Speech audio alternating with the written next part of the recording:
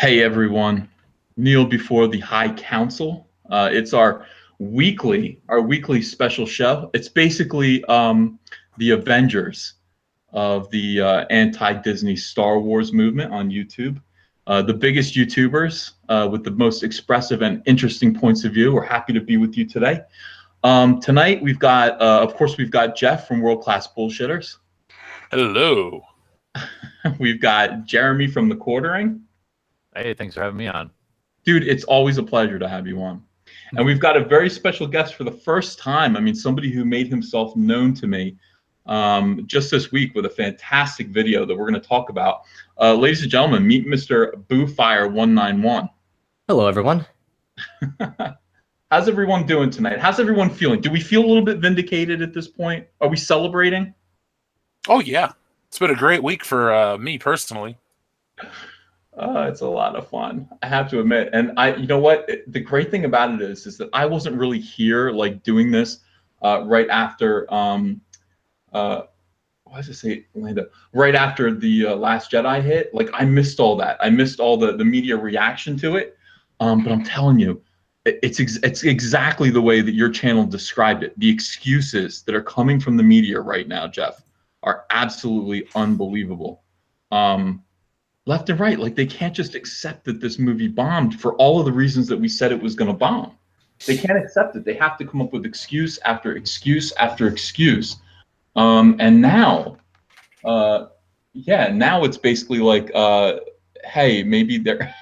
Who said this? Somebody said this was going to happen. Somebody said it was going to be like, hey, white males. That was me.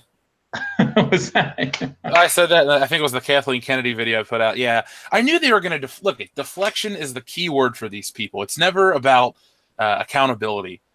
Everything nowadays is, oh, it's not my fault. It's this person's fault. It's this tweet's fault. It's this and that's fault. So no one ever takes responsibility, personal responsibility. And Lucasfilm is just, the most modern woke company in the world to not take responsibility. It's everyone else's fault. I laughed so hard when I saw this. Did you guys all read the article from Scott Mendelson at Forbes? Not yet, but I will when I have to. Like, that guy is the hardest person to read. His work, and I use quotations for work, is just trash. Like, I think he's just looking for attention, and he knows people like us are going to talk about him and direct people to read the article. That's why I always make sure I archive everything and then leave the archive link in the descriptions to disincentivize them to keep writing these outlandish pieces for traffic, and highly recommend. What did you think of it? Oh, I mean, it was the article I think everyone expected, right? I mean, it's everybody else's fault the movie sucked. I mean, Deadpool 2 weeks ago had no problem pulling in $300 million from white males, apparently. Well, we don't know. Is Deadpool a white male when he's wearing his mask and everything? I mean, you don't really. I mean, he is, right? He takes off his mask and he's all burnt. Listen, I haven't seen the movies. Full disclosure. Oh, you're actually missing out, dude. You need to check them out. Yeah, I mean to. Working in the comic business, it's like you kind of stay away from comic book stuff when you don't have to be involved with comic book stuff. Is that weird? I get it. No, I get it. Don't you know Rob Liefeld, or at least in a passing way? I know Rob Liefeld pretty well, yeah. And they make fun of him in the new one. They make fun of the fact that he can't draw feet, or couldn't draw feet back in the day, at least. That was some deep cuts. Yeah, I laughed my ass off. Yeah. No, you're right, though, about the whole Deadpool didn't fail to make $300 million. The Avengers make billions of dollars, almost to $2 billion. Batman movies have made $1 billion because it's a white male. And guess what? You can be any color and from any part of the world and identify with these characters. So Scott Mendelson is on the wrong side of history. I don't know where the hell he comes up with this shit. I think he's just looking for people like us to bring him in views. I think that's exactly right. I think he's just trolling. I've read that article and I laughed so hard, and I was just like, that's exactly right. So basically fire all those white male pussies that are in Hollywood movies, all those virtue signaling SJW white male feminists, get them out of here. And that's fine. I mean, they can go do something else. I'm not going to go to the movies anyway. I mean, are you kidding me? I'm not going to go. I don't even watch movies anymore. I mean, going to see Solo was a big deal. I don't watch them. I watch YouTube videos. I watch you guys. I'm like a normal person. This whole next generation, they don't watch movies. They don't watch TV. I mean, these people are preaching to themselves. It's like normal people watch YouTube at this point. I'm watching Boo Fire 191 take apart L337. I could give a shit. You want to just make movies about POC and women? Fine. Who cares? And yeah, put all those guys out on the streets. So I thought the whole thing. But then cry when the people of color and the women don't go see your stupid pandering movies too. So that's when you're gonna have to place blame on them. But you can't, because it goes against the narrative. So it's like when no one goes to see your shitty preachy garbage, who are you gonna blame? Yeah, not yourself. Well, they got up apparently to go see Black Panther. So that's true. Exist. No, I haven't seen that one either yet. Did you guys all see Black Panther? Opening night. Yeah, very mediocre, aggressively mediocre. Thank you. I won't lie, I haven't seen a Marvel film in a long time. Really? Yeah. I'll stand by Infinity War as being the spectacle people made it out to be. But then again, I've been watching these for the last 10 years straight. Like, I haven't missed a single one. I think I've actually seen every one on opening day. So that's a pretty good track record for, a decade. Yeah, so I stand by the last one. Yeah, my biggest hurdle is just, it's kind of a pain in the ass to find the time and money to do that, at least for what I have going on. And a lot of them, outside of Guardians, haven't really interested me all that much. Guardians and Logan, when that came out, that was a good one to watch.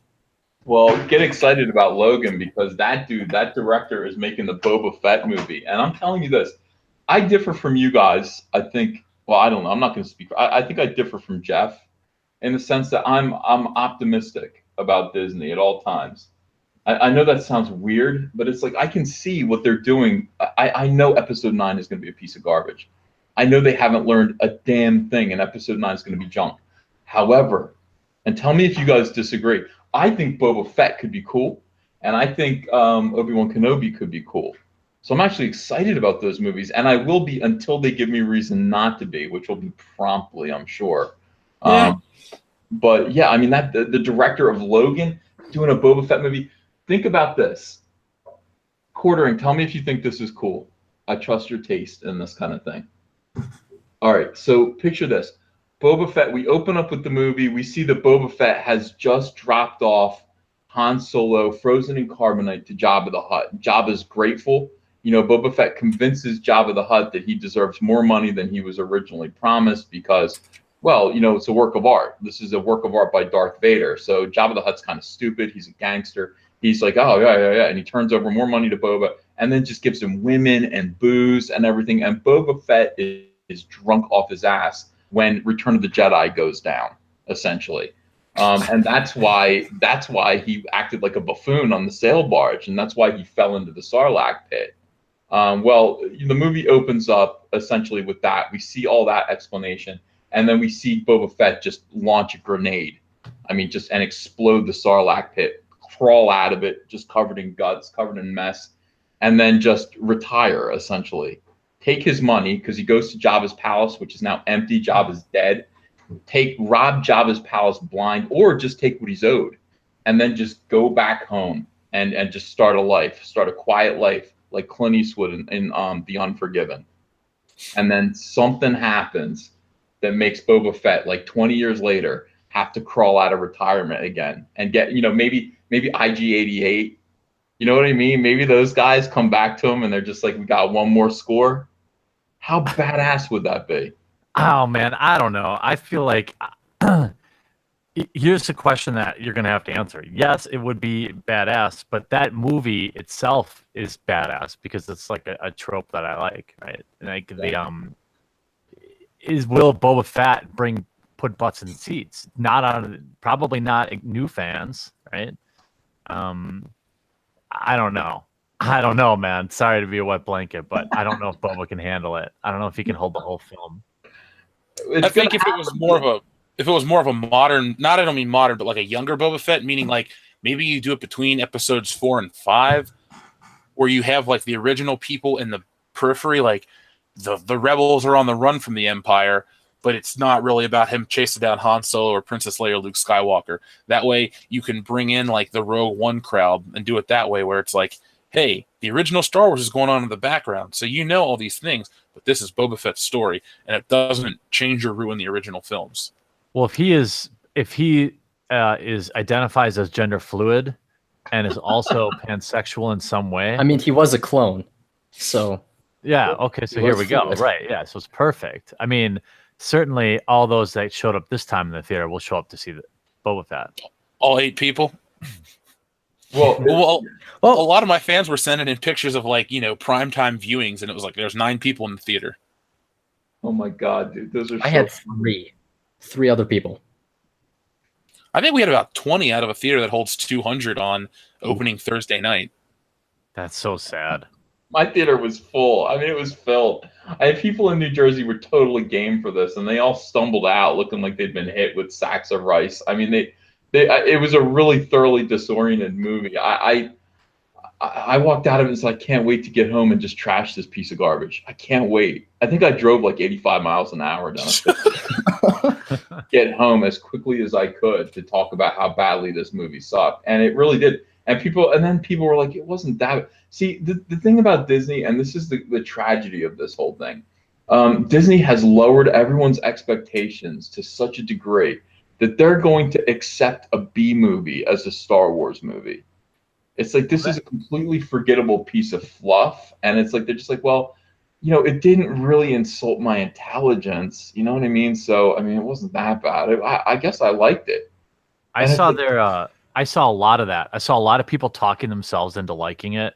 And I saw a lot of using that exact language in reviews. Like, when you manage your expectations, Solo's a pretty good movie. Like, what? I'm not gonna lie, that was the same. Like, I was trying to write out a script for a video talking about Solo, and I just slowly dawned upon a revelation that, like, when I walked out of the film, I'm like, it wasn't that bad. I was entertained. And then I thought about it more, and nothing stuck with me. The characters I didn't give a damn about. And as I'm trying to write the script, I just realized that, The Last Jedi set the bar so low that everything looks good in comparison. So I'm going to need to reevaluate all of that. Yeah, I mean, Last Jedi really broke hearts, and it broke Star Wars. I mean, it just broke Star Wars. Now anything's okay. Anything's acceptable. And I mean, now it's gotten to the point where Star Wars is no longer seen as a big event, except to us. I mean, to me, Star Wars 9 can't come soon enough. I'm so excited about it. I want to know everything about it right now. I want to know everything. I want to know how they're going to disgrace Yoda. I mean, this is the thing. I've always said on my channel, I've been like, all of these videos, I mean, all these movies disgrace one of these original characters so badly. And it's just like, of course, the first movie disgraced Han Solo. The second movie disgraced Luke Skywalker. The third one, this one coming up, it was supposed to disgrace Princess Leia. But I was like, how are they going to disgrace someone in Solo? Solo's already been disgraced. Well, they disgraced Lando Calrissian with the whole pansexual weirdness and those shirts he was wearing. And then somebody pointed out to me that it was a double whammy. They also disgraced the Millennium Falcon. Yeah.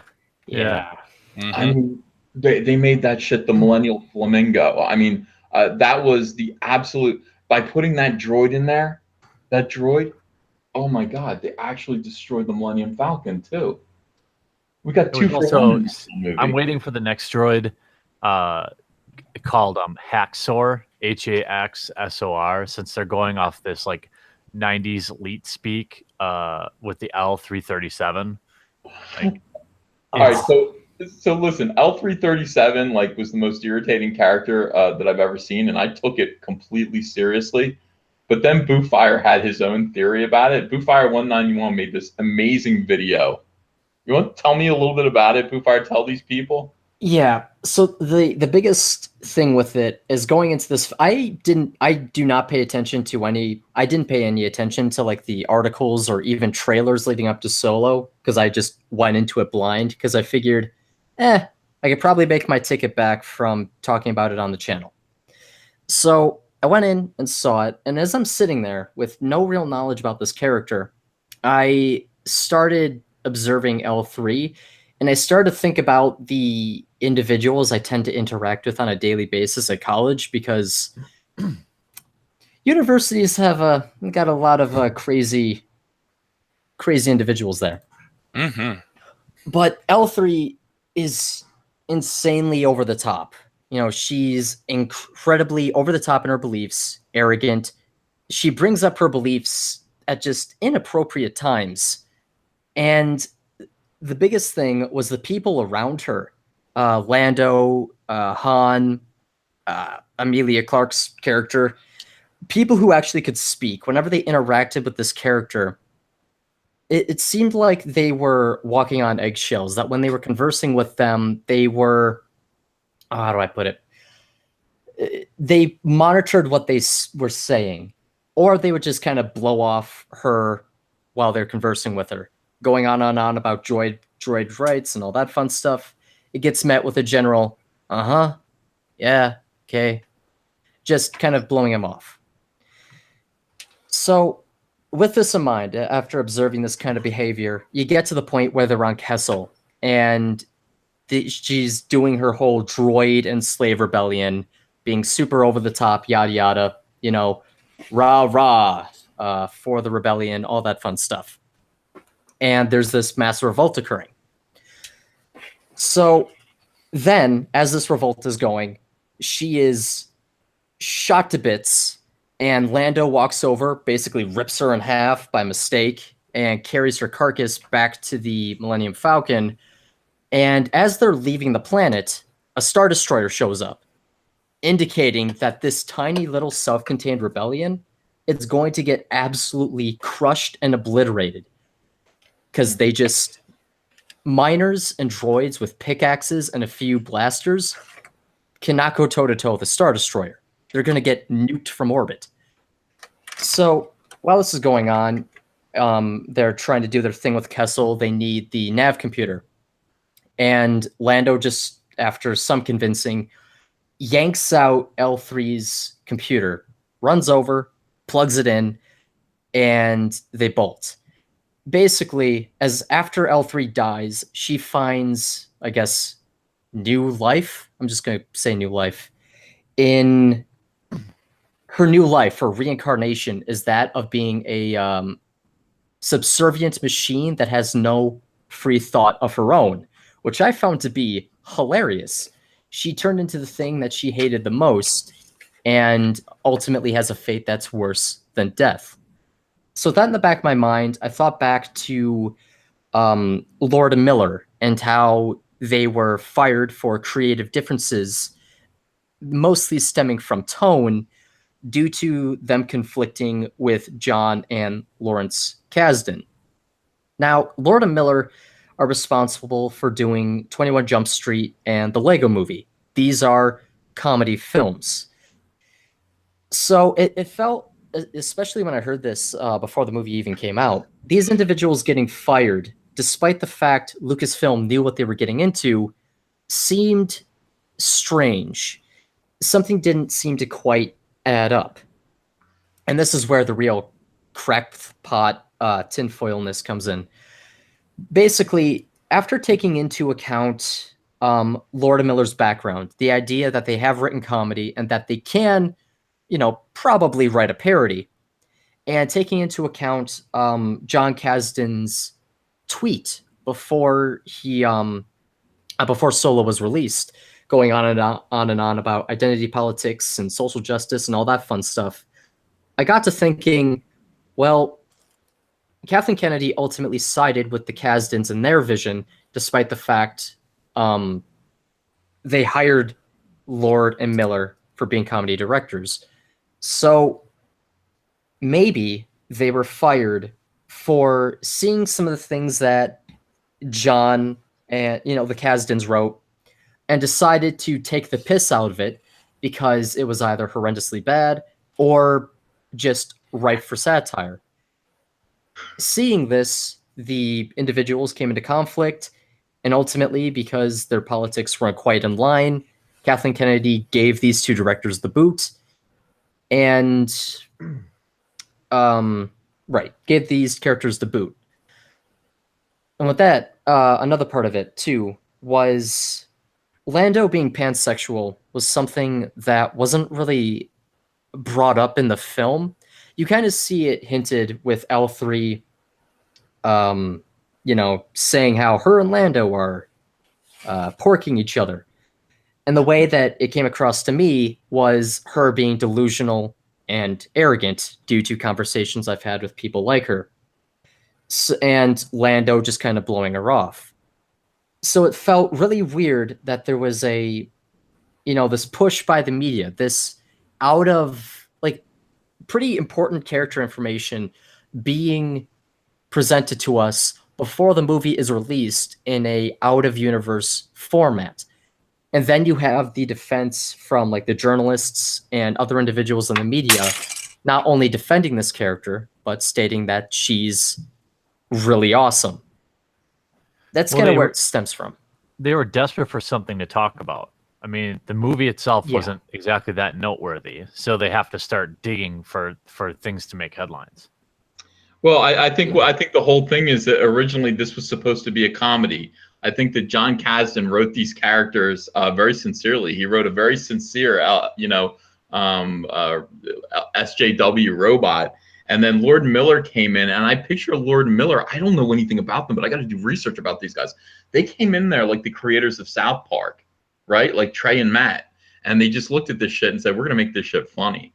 And they just started they made a funny movie. They made that character, hilarious, a hilarious parody of SJWs. And that's why they lost their jobs. That's why they were fired and murdered, by the way. They were murdered. Did you guys know that? Well, what happened to them? Do you think that is the case, though? Because a character like L337 is just CGI and ADR'd. I mean, they could have gone back a week before the movie was released and changed the dialogue of the robot, I mean, they could, but the one thing that makes me a bit... First off, I don't entirely believe this. It is just something fun to think about. But it does come down to, the reactions of the other characters involved. I understand the, ability to just go back and change what she's done in particular, but you would also need to get the actors to redo what they did as well. You can't just simply change that character because... Or, let me phrase that. You could, but it would seem rather awkward because you still have the reactions from the actual actors who are interacting with this CG character. Well, they could have, but they had to, they did reshoot a bunch of stuff. So that's the thing. They probably shot around what they had. And Right. it was a very difficult thing for Ron Howard to come in here and say, how can I change the context of what we already have in here? But it's an absolutely mind-blowing theory. It makes complete sense to me. It makes complete sense Lord Miller, we're making a clown show out of this very austere script from these weirdos. I mean, my other feeling is that Lawrence Kasdan, God bless him, he went, son, you do this. He's like, I'll help you. I'll look over your shoulder. But listen, you've written 3 episodes of Dawson's Creek. You can do this. You can handle it, And that's precisely. All right, hold on a second. Let me read some super chats. We got a bunch of super chats lined up. Biggest Geekus, thanks for $1.99. I would love Boba Fett done up like John Wick. What do you guys think of that? Oh, that'd be rad. I'll watch it in a heartbeat. Oh, man. John Wick in space, that works. No dog, though. An elderly Boba Fett kicking ass. Oh, man. That'd be rad. That's what I want too. American Trent 421, thanks for $9.99. Hey guys, Fett should start with escaping the pit, seek revenge on Luke and Han. Captured, he works for the rebels. Target, the last Grand Moff. Team with the OT bounty hunters in a Western style movie. Yeah. I could get down with the Western style. I mean, they have the planet, they have the landscape for it. It could just be a bit of a futuristic take on it. Yeah, well, the first Star Wars was definitely a Western in points, and I'm all for that. So, good suggestion, Trent. I'm glad you're on this video, too. American Trent 421 follows us all over, so that dude's a big fan of what we do. Thanks, Trent. He's got a good idea. Golden Oil has a terrible idea. Thanks for $1.99. He just says Cecil. Look, Cecil is not allowed. I'm not. Cecil is always Go to your happy place, Ethan. I am. Cecil is always welcome. We love Cecil. We love Cecil. We wish him well in any new projects that he may be pursuing. We wish him well. Rick Tier, thank you for $5. The new films look like Star Wars. Maybe they line up with the Dark Side of the Moon and a fatty Washington. I'll have Interesting. to test. I'll let you guys know. Yeah. Get back to us about this. Rooster Snake Shackleford, thanks for $5. Django origin story that happens before all this BS. We might buck some of the new wave losers. I think that's meant to say make America great again. I hope so. Yeah. Oh, go ahead. I know you got to pound through your. Yeah, I got to pound through these. Let's see. Illegal Pete's Outlaws, thanks for $5. Do you think we can keep the boycott up when the next film is a year and a half away? I hope so. There's nothing really to boycott except for new product. I mean, but the thing is, there's not going to be a ton of new product coming out. Yeah. With Toys R Us being dead, there's a chokehold on the distribution of Star Wars merchandise, and they're still sitting on shit from Episode 7. So the new stuff will trickle out, and I mean, maybe people. The thing is, the people that are going to buy the new stuff are these dyed-in-the-wool collectors that aren't going to listen to people like us. They think Episode 7's a masterpiece because it reminds them of being a kid. But I just want people to remember their anger in the next 18 months because that's the important time. Solo failing's just, a byproduct or, a lucky thing. But you got to make Episode 9 be the one that feels the pain because that's all the SJW garbage rolled into a ball. And if we can show a company like Disney that we don't want to watch crap like that, then they'll wake up and get the message. Golden, I fucking love you, Jeff. Man, I love when you talk about Toys R Us, and I love the trickle out thing. Yeah. You notice? I mean, where are the Solo toys? Where are they? I mean, there's 5 of them. I bought everything that's come out for review. There are no Solo toys. They keep putting out a Solo Wave 2 had one character from the movie in it, and the other 3 they had a budget Vader and Sith Lord Snoke, and then like Princess Leia from Empire Strikes Back. That was it. They had Moloch from Solo. That was the only action. I mean, they knew this was going to bomb. They knew it. Golden Oil, thanks for $1.99. Cecil is a god, says you. Rax the Hero, thanks for $2. Ignore the movies. JLU is better than the Avengers. Whew. Only Caleb, thanks for $5. You misrepresented Solo, says Only Caleb. Only SJW stuff was the droid. Otherwise, it was a great movie. Aaron Reich's performance was actually good. Best Disney Star Wars film. Well, Caleb, did you pick up that delicious 6-inch Lando Calrissian figure from Target? It's out. I have one. I got it for $5. That's why I picked it up because it was mistakenly priced. Yeah, I'm actually holding it right here. Yeah, I got it. I kind of flick it around in some of my videos. It's in the downstairs studio, but yeah, I mean, Jesus. For as crappy as modern Lando is, I do have to give this toy credit. It's a well-made figure with a really realistic head, so I can't destroy it on principle.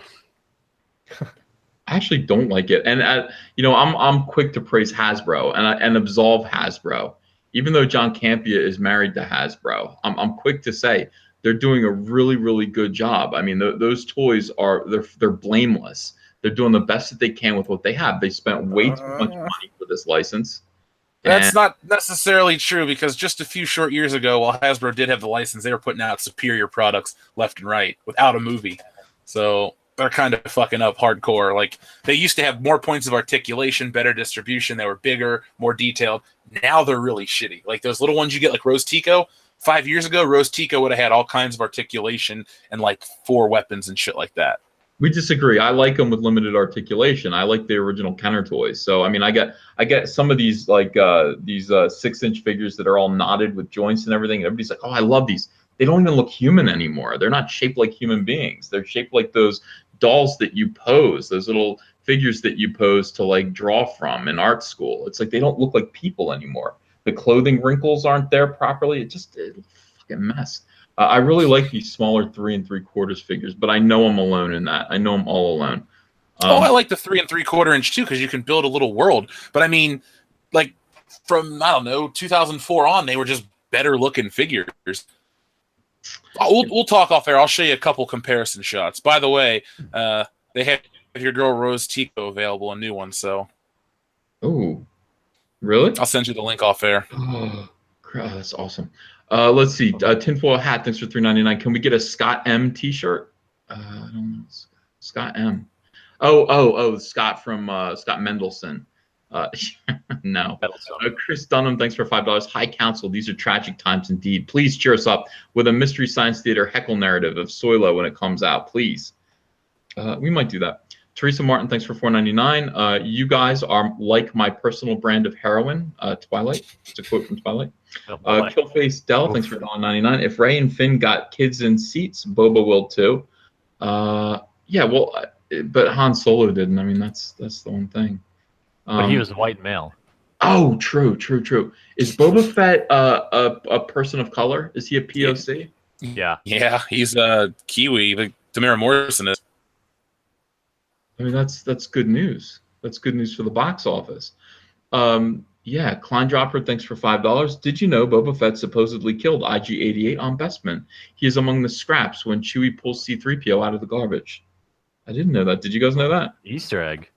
I don't think that's true though, because it's like how there's like multiple Greedos and multiple protocol droids. It's just, you know, It would be an IG series droid. But Yeah. Yeah. That makes sense. Michael McLaughlin, thanks for $5. Boba Fett is hired out of retirement by Leia to hunt down and kill Rey and Kylo Ren. You're welcome. That's great. I actually like that a lot. I'd pay $30 to see that movie. Yeah. Teresa Only if Martin, it's again, thanks for successful. $4.99. The Last Jedi was so bad it made Twilight look like great art. I wouldn't go that far, but that's saying something. That is saying something. It's a good statement. Rhino 4563, thanks for $2. Whoa, Red Commander. No one in North Jersey went. Okay, so I'm Red Commander. I've declared myself. Okay, well, in South Jersey they did. Down here in the suburbs, where everybody got suckered by it, and they all walked out crying, children screaming in pain. I mean, it wasn't a good experience. Neomix, thank you for £2. Boba Fett's complete backstory is in Clone Wars. Okay. Illegal Pete's Outlaws, thank you for $5. Do you think we can keep up the? Okay, so we got that. And then we got to see what's down here. New stuff. Josh Graff says, shout out to my boy Joel C. May the force be with him. What are all your ideas for Obi-Wan? That's a good question. What do you think, guys? Well, I mean, as long as it does, see. Here's the thing: I'm open for an Obi-Wan, or open to an Obi-Wan Kenobi movie, as long as it doesn't contradict him being on Tatooine to protect Luke. I don't want them to try to shoehorn it into where Vader's on the trail of Luke and Obi-Wan's got to get back to veil Luke's identity or whatever. Like, that would be dumb. Just keep Luke and Vader out of it and let Obi-Wan, I don't know, fight Darth Maul again, or, you know, fight some outlaws or some shit. But it's got to be cool when Obi-Wan Kenobi's got to actually do something instead of being like Luke Skywalker and just being frumpy on an island. Yeah, he's got to kick ass. You don't want to see him crying in the desert? No, not this time.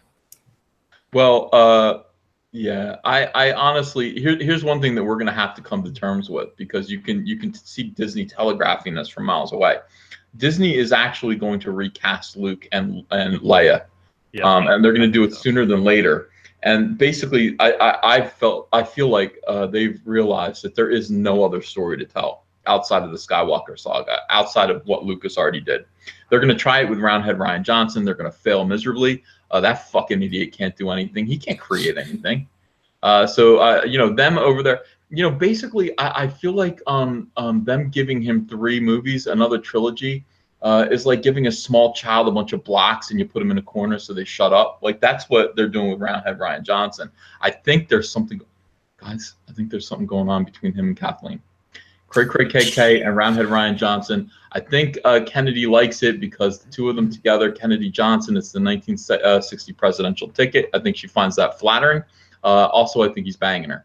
These are my she picks him. Yeah, but she said I find him comforting, and that's why I'm going to give him 3 more movies. That is about $2 billion worth of work. Pretty extreme for someone that you just find comfortable. But anyway, his movies are never going to get made. I think Disney is realizing that there is nothing else to do but tell like fill-in stories in between the Lucas saga. So they're going to need Leia. They've got Han Solo, unfortunately. They're going to need a Luke. They've got a really good, you know, Ben Kenobi and Ewan McGregor. That's what they're going to do now. If they can pull it off, it might not suck. I'm not saying I advocate for these things, but if they can do it right and get the people in power out, and not worry about these modern politics in their movies and just tell like fun stories, you never know. I don't want it to happen. I wish there were only 6 Star Wars movies. Hell, I wish there were only 3. But if we have to have it, at least, you know, some attitude to it. So in the EU, real quick, there was like a after Jedi Order blows up and Obi-Wan's on Tatooine, there was, I forget his name or his first name, but there's a Tusken Raider Jedi who ends up surviving the Jedi getting destroyed with Order 66 and goes to Tatooine and basically becomes like he becomes a bit more militant, for lack of a better term. All things go. Just he's very much into death, destruction. He kind of loses his way, and in the comics, Obi-Wan ends up confronting him and fighting him. So I think a story similar to that, where it's like there's something that mirrors Obi-Wan's past coming back to kind of bite him in the ass on Tatooine. That could be kind of a cool movie to do. I like that idea. That works for me. Yeah, I mean, I do. There's that whole period of time between when with Obi-Wan Kenobi on Tatooine, watching over Luke Skywalker and Uncle Owen. I don't know. There's a movie to be made there. I think it could actually work. Let's see. All right. So Rax the Hero says, my channel is small, but it will fight for Cecil. Well, we'll crush you, Rax the Hero. We just can't have Cecil in here all the time. He's. I don't want to say any more about Cecil. Maxwell Miller, thank you for $2. 7 Samurai with bounty hunters. Hashtag sexy Cecil. Golden Oil again, Cecil.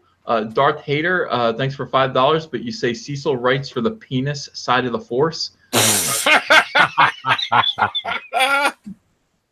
What? That's an inside joke from this morning. Toppy Daddy, thanks for $2. Cecil will swallow for soy. Oh boy. Ugh. Yeah, I disavow.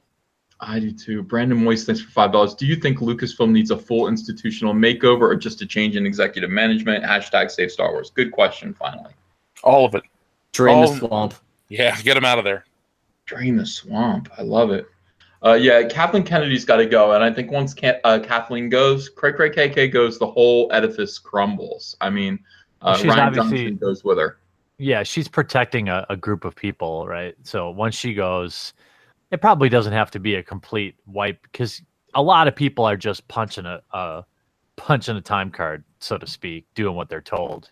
I gotta imagine that there's plenty of people that work that are just doing their job. So I think if you deal with the direction of the films, hopefully the rest would.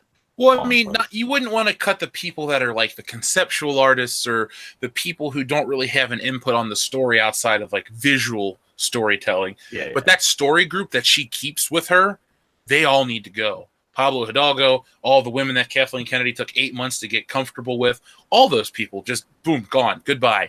Get people that actually know what they're doing, have a background in this. This isn't like hiring a bunch of interns like Marvel does and just giving them work. Like get people in there that are either fans of Star Wars or just have a track record of entertainment. Yeah, Pablo Hidalgo. I'll laugh so hard when he goes. I will love that day. Haven't you ever met him? I've never met him. I just dealt with him once on Twitter and was like, you're just like, you're like Star Wars is Mark Waid. Like you're the worst. I don't know what it is with these people. Like they get into, they're nerds who are obsessed over something their whole life, and they get into power in that hobby, in that thing, in entertainment, and then they just start acting like assholes. Like you would think you would just be thrilled. You would be absolutely thrilled to be where you are. But yeah, he like denigrates the fans. He didn't like my Soilo shirt. He did like my Tico shirt, though. He did like it. That's the part and parcel for these guys, right? Like they always with these people that were low T or picked on, they were powerless in their youth. Once they get an ounce of power, they always abuse it every single time. That's true, isn't it?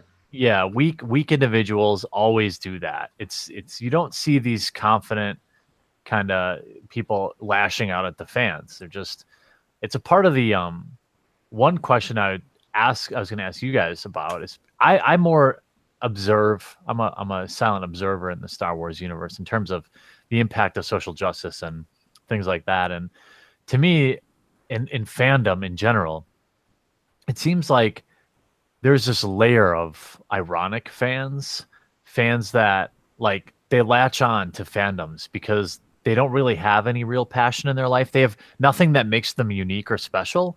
So they're the ones that become the most toxic, in my opinion. They're the ones that dye their hair a bunch of colors and become like super mega ultra fans for these fandoms. But I think it's all a facade. What do you think? Thank you. That I see that a lot in comic book conventions and that type of entertainment too.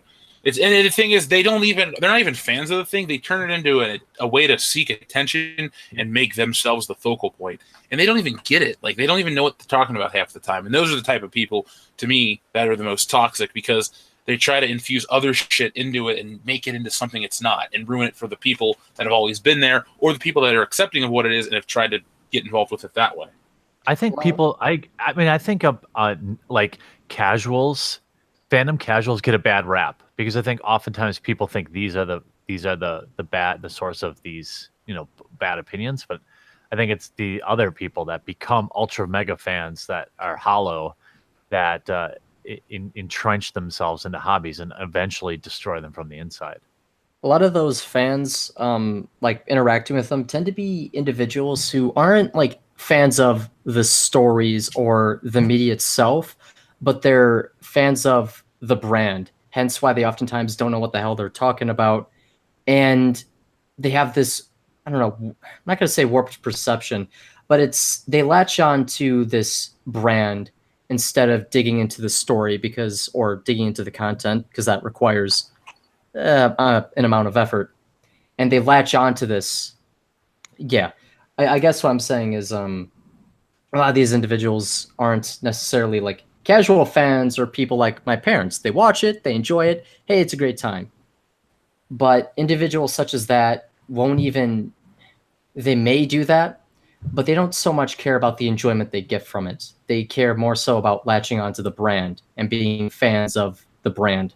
Whatever is popular at the time. See, I have like a meaner way of describing this people. I call them the Funko Pop crowd because a Funko Pop is essentially a lifeless form of pop culture product that really isn't unique. They're all just uniform things, and they slap like Spider-Man or James Bond or whatever on it. And those people latch onto that. It's the most basic thing that you can be a fan of. The most basic way you can be a fan itself. And then other things that have more artistry, using action figures as an example, like higher end stuff doesn't sell because people absorb all this crap. And I feel like those people that I call casual, that may be what you're talking about more, just cause problems because the companies see them as like the people that they should be targeting, and those people aren't really like into it, so it kind of ruins it. Well, they're the same people that are like, whoa, I got this totally cute BB-8 pop figure, and it's I think it stems from I truly believe that there's a large group of people that lack any self-identity, and they become that fandom, and that's why they so vigorously defend it, because any criticism of the fandom is a direct criticism of that person. They can't separate the two, and that's how you get these maniacs at companies or as influencers. Yeah, the pops. We have to discuss pops a little bit more. You know what? Like the way you just described that, Jeff. That sums it all up right there. There's like, okay, so there's something blank, and it comes in a white square box, and it's called geekdom. And it's like you dial your brand of geekdom into that box, but it all basically looks the same, and it's all ironic, isn't it? It's all like ironically cutesy. It's like, well, what do you like? That, hey, let's get Wolverine and let's make him have a big gigantic water head and a tiny little body with beady alien eyes. Let's do that. Let's do that. Yeah, with James Bond. Let's do that with everybody. Let's do a Bib Fortuna.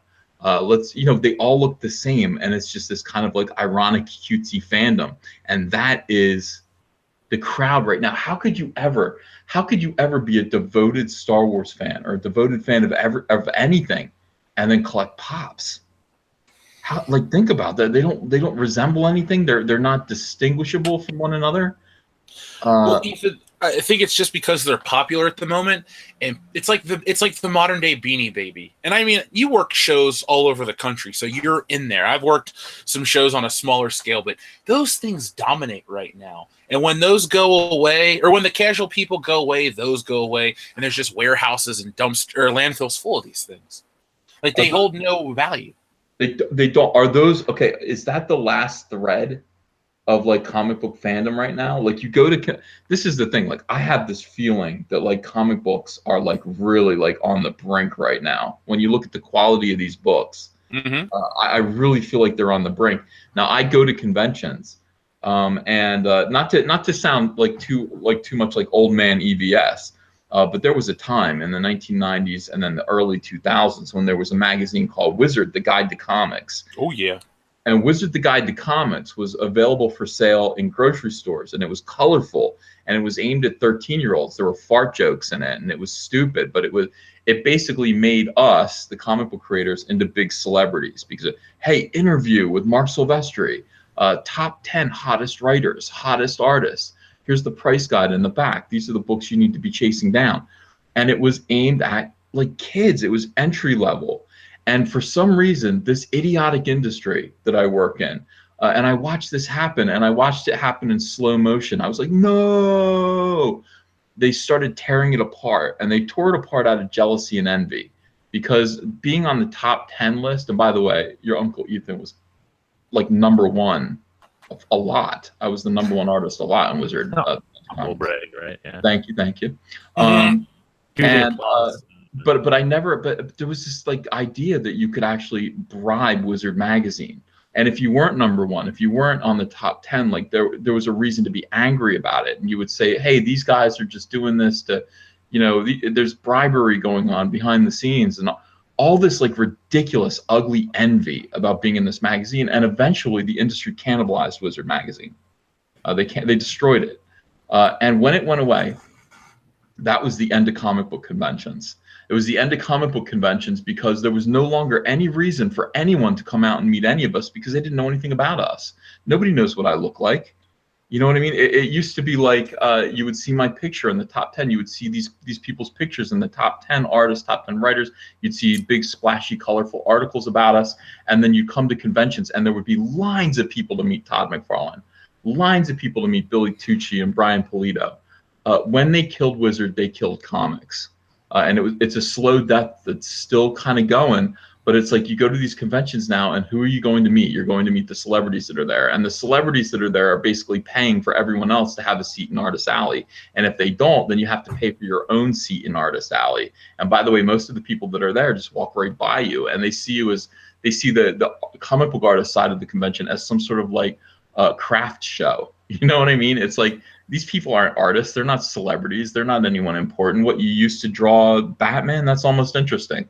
That is the way comic books are right now. And you're exactly right when you see rows and rows of these pop figures and these kind of girls with backpacks and pink hair with a lot of little buttons with little chibi figures on them, buying pop figures. That's what comic books are right now. It's like hanging on by a thread.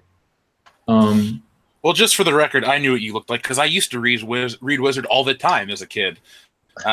All the time. I have the last issue. I don't have the first issue because I would have been 5 years old. My mom would buy me books, but not magazines. So I'm with you there. I do miss that. And it is sad because I went to a convention. I worked at a convention for Neil Adams a couple years ago. I was one of his guys on the floor selling prints, and no one knew who the hell he was. I kept saying, have you ever heard of Ra's al Ghul? And they're like, yeah. I'm like, well, this guy, him and Denny O'Neil created him.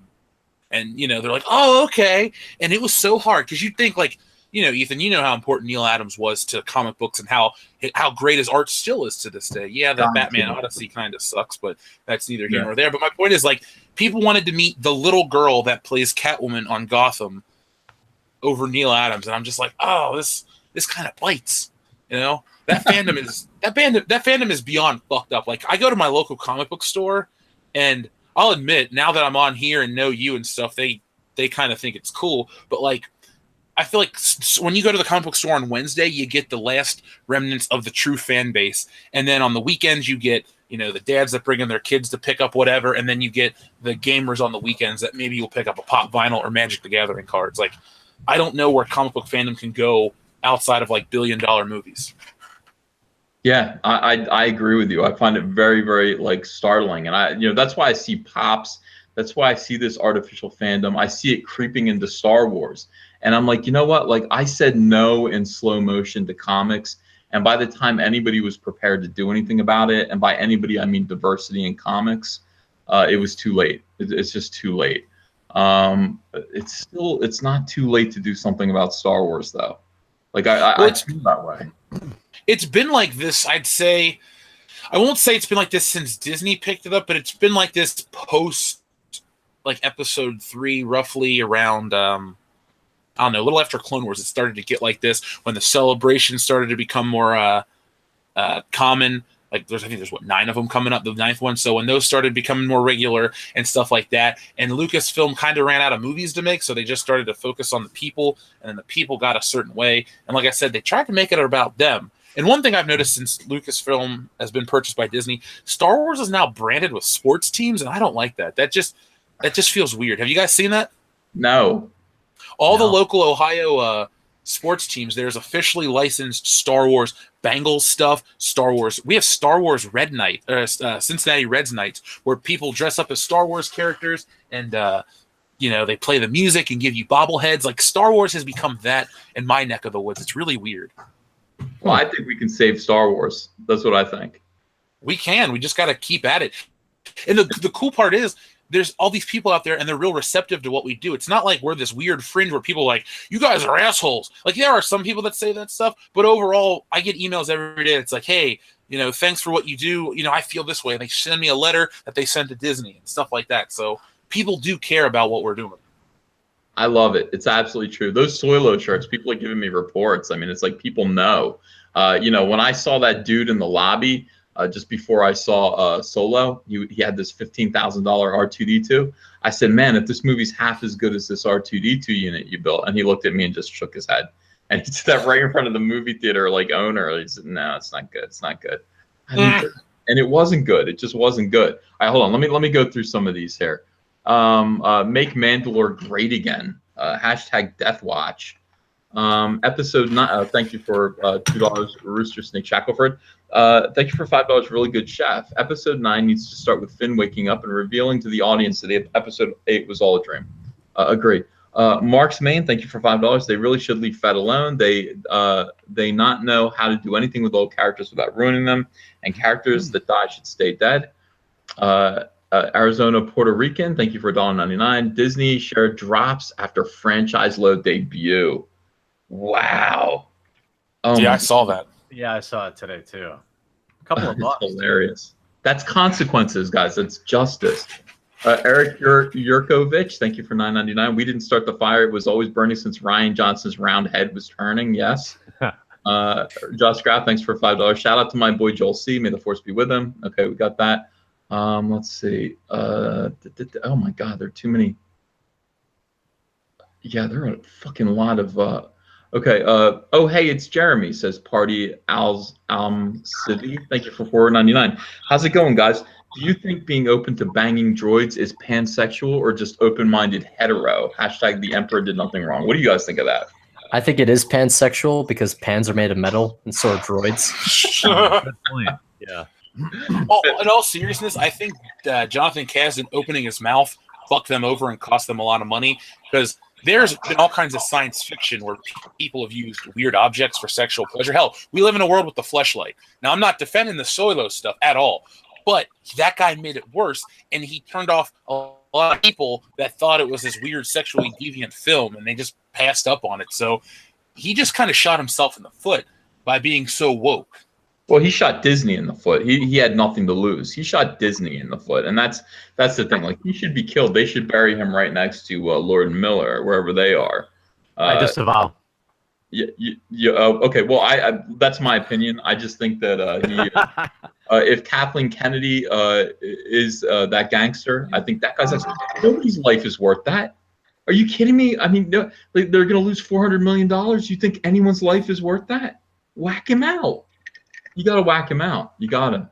So, again, it's just my well, his dad was part of some important stuff. That's why he's working here. But look at Max Landis.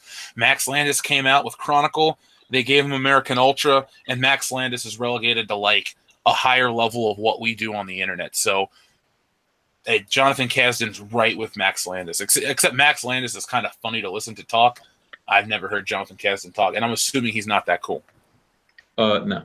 Jake Cash, thank you for $1.99. I identify as an automaton. Stop human splaining.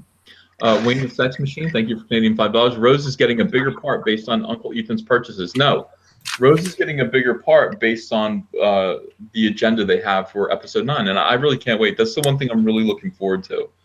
More Rose Tico. Can't wait for that. I can't wait to see Rose again. Do you think they'll give you a credit in the film?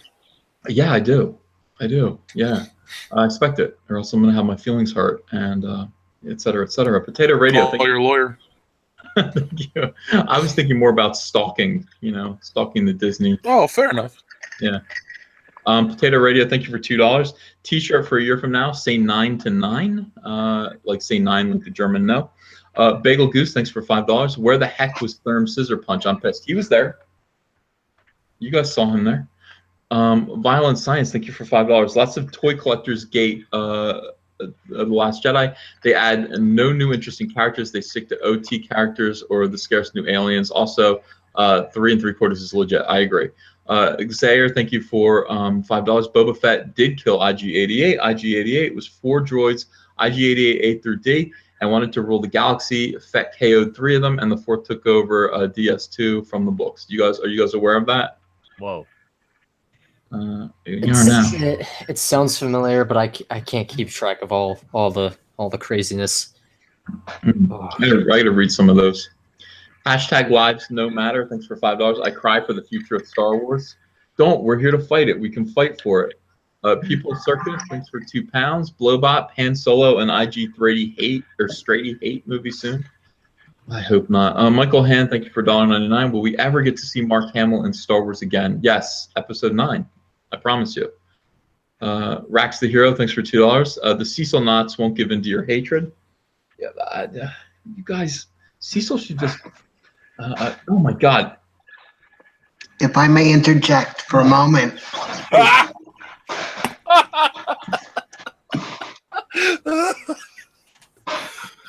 Hi, Cecil.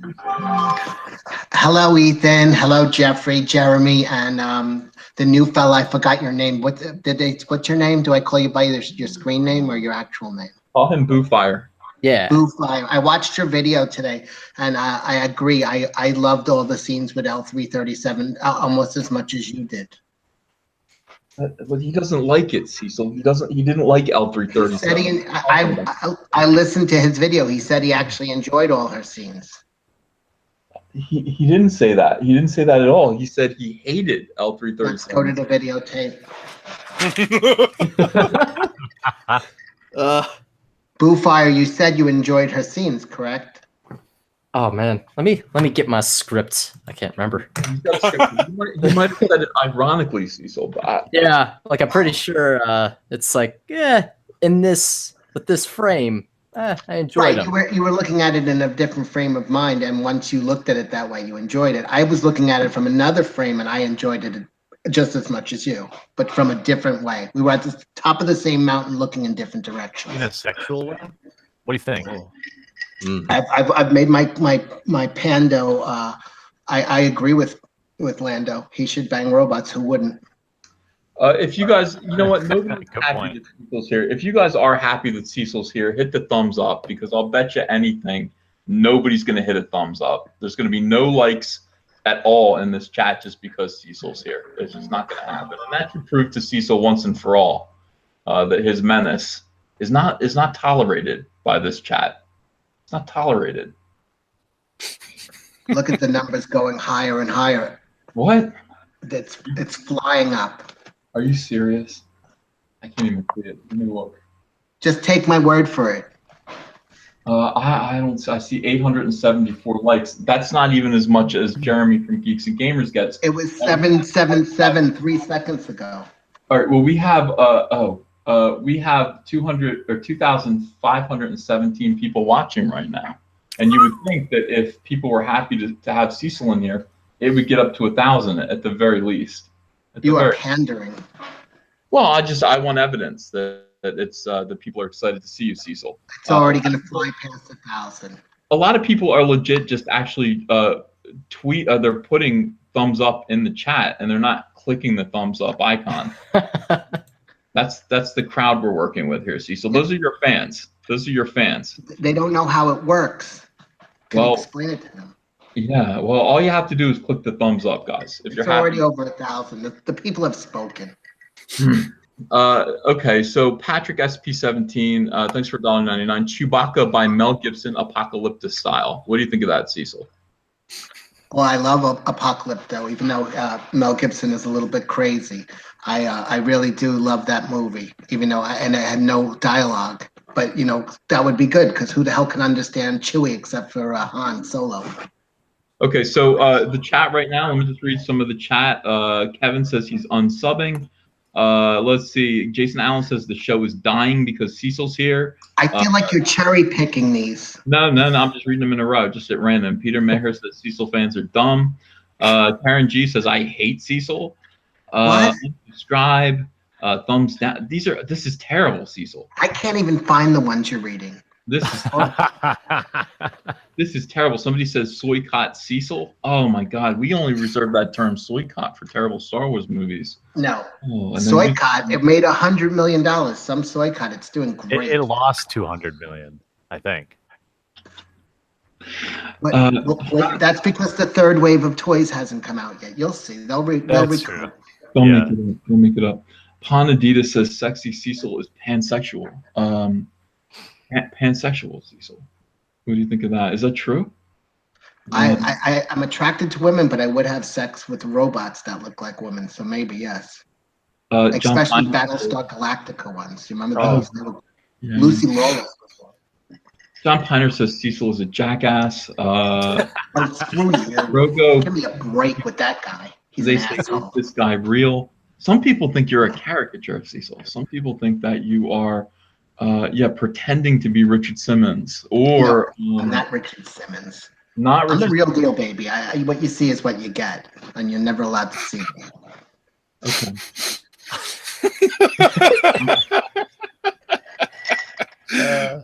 Every time Ethan starts to get me to hate Cecil, he comes on the stream and I just love him. Thank you. I love you too.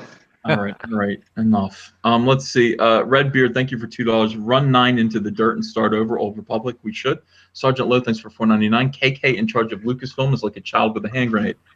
Cecil, how do you feel about children with hand grenades? I'm against it. Okay. At least we agree on something. Big Red, thank you for $5. I won a box of Unstable from Jeremy months ago, and now I won that Tico from you. Life is good. Enjoy the shekels. Thank you, Big Red. I hope you enjoy your autographed Tico from when I was drunk. Ghetto Bible, thank you for $2. Is Cecil behind the new films, and is KK a patsy? Cecil, is there any truth to the fact that KK is just a front for you, and the horrible new Star Wars movies are your doing? I wish I was the brains behind that operation, but no, alas, I am not. Let's go to the chat. John Doe gives a thumbs down and says, "End Cecil." Let's see. No one cares about Cecil's opinion, says Edward Dubois. Delmar You're cherry picking these. I'm not. I'm just reading them right in a row. And I am too. And Delmar says, "Is that his voice?" Question mark. Question mark. Question mark.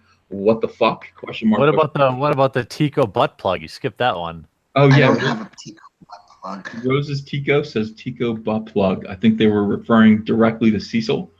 Yeah. Somebody said, yeah. Oh my goodness. Yeah. Some of this I can't even read. Are you promoting your big cyber frog thing tomorrow? Shouldn't you be talking about that instead of what these jackasses are saying about me? Let's change the subject. I'm just responding to what people are saying. I'm just as dumbfounded as you are, Cecil. I can't believe it. All right, let's go through this a little bit more. Let's see. Dio Brando, thank you for $5. At this rate, is Obi-Wan going to be a ghost in his entire movie? That'd be awesome. What a twist. That would be nice, yeah. Rob K, thank you for $5. The downside to rubbing Disney's nose in it is that they may abandon future Star Wars projects, and then we have to wait another 30 years. How do you guys feel about that? Is that a downside? Zero chance. Zero chance they abandon it. They're balls deep. They got a theme park. They're not backing out. The movies will fund their theme park and the toy licenses. Yeah, they said that you will never. Don't bank on the toy licenses. Trust me, like they're Well, not the doing toy it. Yeah, that's fair. Because, like I said, I got a guy from Hasbro that's contacted me a couple of times and given me stuff. He's like, please don't share numbers, but they're not. They know how bad they're doing in terms of the Star Wars thing, and Hasbro's forking over $220 million, which is a public figure, to buy it from Lucasfilm. So when it comes time to renew, Lucasfilm may not have the same leverage. Yikes. Sensei Mike, thank you for $5. I don't get the whole white male thing. Why are we so bad? Cecil, why are you so bad? You're a white male. I think I'm fantastic. I don't know. I mean, they have destroyed everything with their colonization and the misogyny and everything. But other than that, we're okay. Okay. Daedric SMG, thanks for $4.99. Question for the panel. Would you rather eat Lando's soy or Holdo's blue waffle?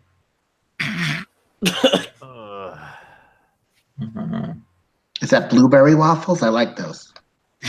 God damn it, Cecil. What's a blue waffle? Google it. Yeah, look it up. Lemon party and once again.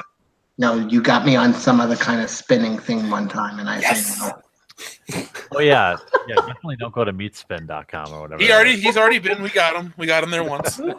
He's on Meatspin. Balezar, thank you for $5. Obi-Wan versus Darth Space Cow Titty.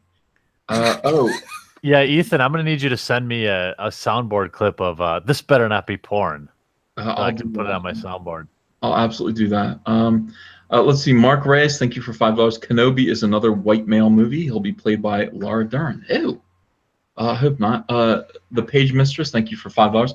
My kids have come up with more exciting Star Wars stories than the current crop at Disney. Of course they have. That's what the action figures are meant for, and these people don't know what they're doing.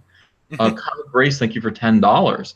Kennedy and her goons have become modern-day Silver Age comic book villains, and I'm glad you guys are keeping up the good fight. Glad to help. The Mystery Science Theater guys have riffed Last Jedi on Riff Tracks. Yeah, I'm gonna have Bill Corbett from Mystery Science Theater come back on to talk about. So I think he's gonna be in the he'll be in the High Council at one point. He and I are friends, and he's been on my show before. But he would be an awful lot of fun to talk about Star Wars with. If I may, there's this guy Gonzo Duke who keeps saying "death to Cecil." Go fuck yourself, Gonzo Duke.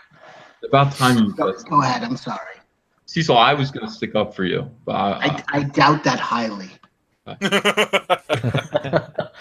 Barbarian Bunny, thanks for $5. I have a Bob Ross pop, but in my defense, it was a gift. Pops are lame.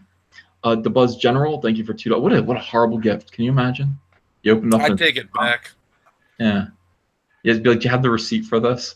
The Buzz General, thank you for $2. KK's will need to return a lot of balls after firing. Yeah, she has everyone's balls. She has, I wrote a song about Pablo Hidalgo, Where Did Your Balls Go? And Kathleen Kennedy's purse. That's a pretty good song. I'm going to work on that a little bit more, but she definitely has most of the men working for her, their testes. Bryant Greer, thank you for $5. Dave Filoni would revive Star Wars Extended Universe if he was president of Lucasfilm. Is that true? It's too late to revive. I mean, I want it to revive, but it's too late. They've already started to pick things out of it. So they have to basically get rid of all the shit they spent like billions of dollars on. Party Almasivi, thank you for $4.99. At last we will reveal ourselves to Lucasfilm. At last we will have our revenge. Fandom Menace. Yeah, that is what we are calling ourselves now. Are you guys cool with that? Do you mind being called the Fandom Menace? IGN started using that the other day because they made a really shill-tastic video where they're like, it's okay to step away from the fandom. And I was getting ready to make a video on it, but I couldn't get through their garbage because fuck IGN. Yeah, I don't like them either. Alex James, thank you for $5. Thank you for helping create a true online Star Wars community. I am going to purchase 5 Fandom Menace t-shirts. We're going to do this. We're going to go to Star Wars Celebration. We're going to have a huge booth, and we're going to broadcast nonstop, all of us. You know, like with a big Fandom Menace banner. What do you think of that?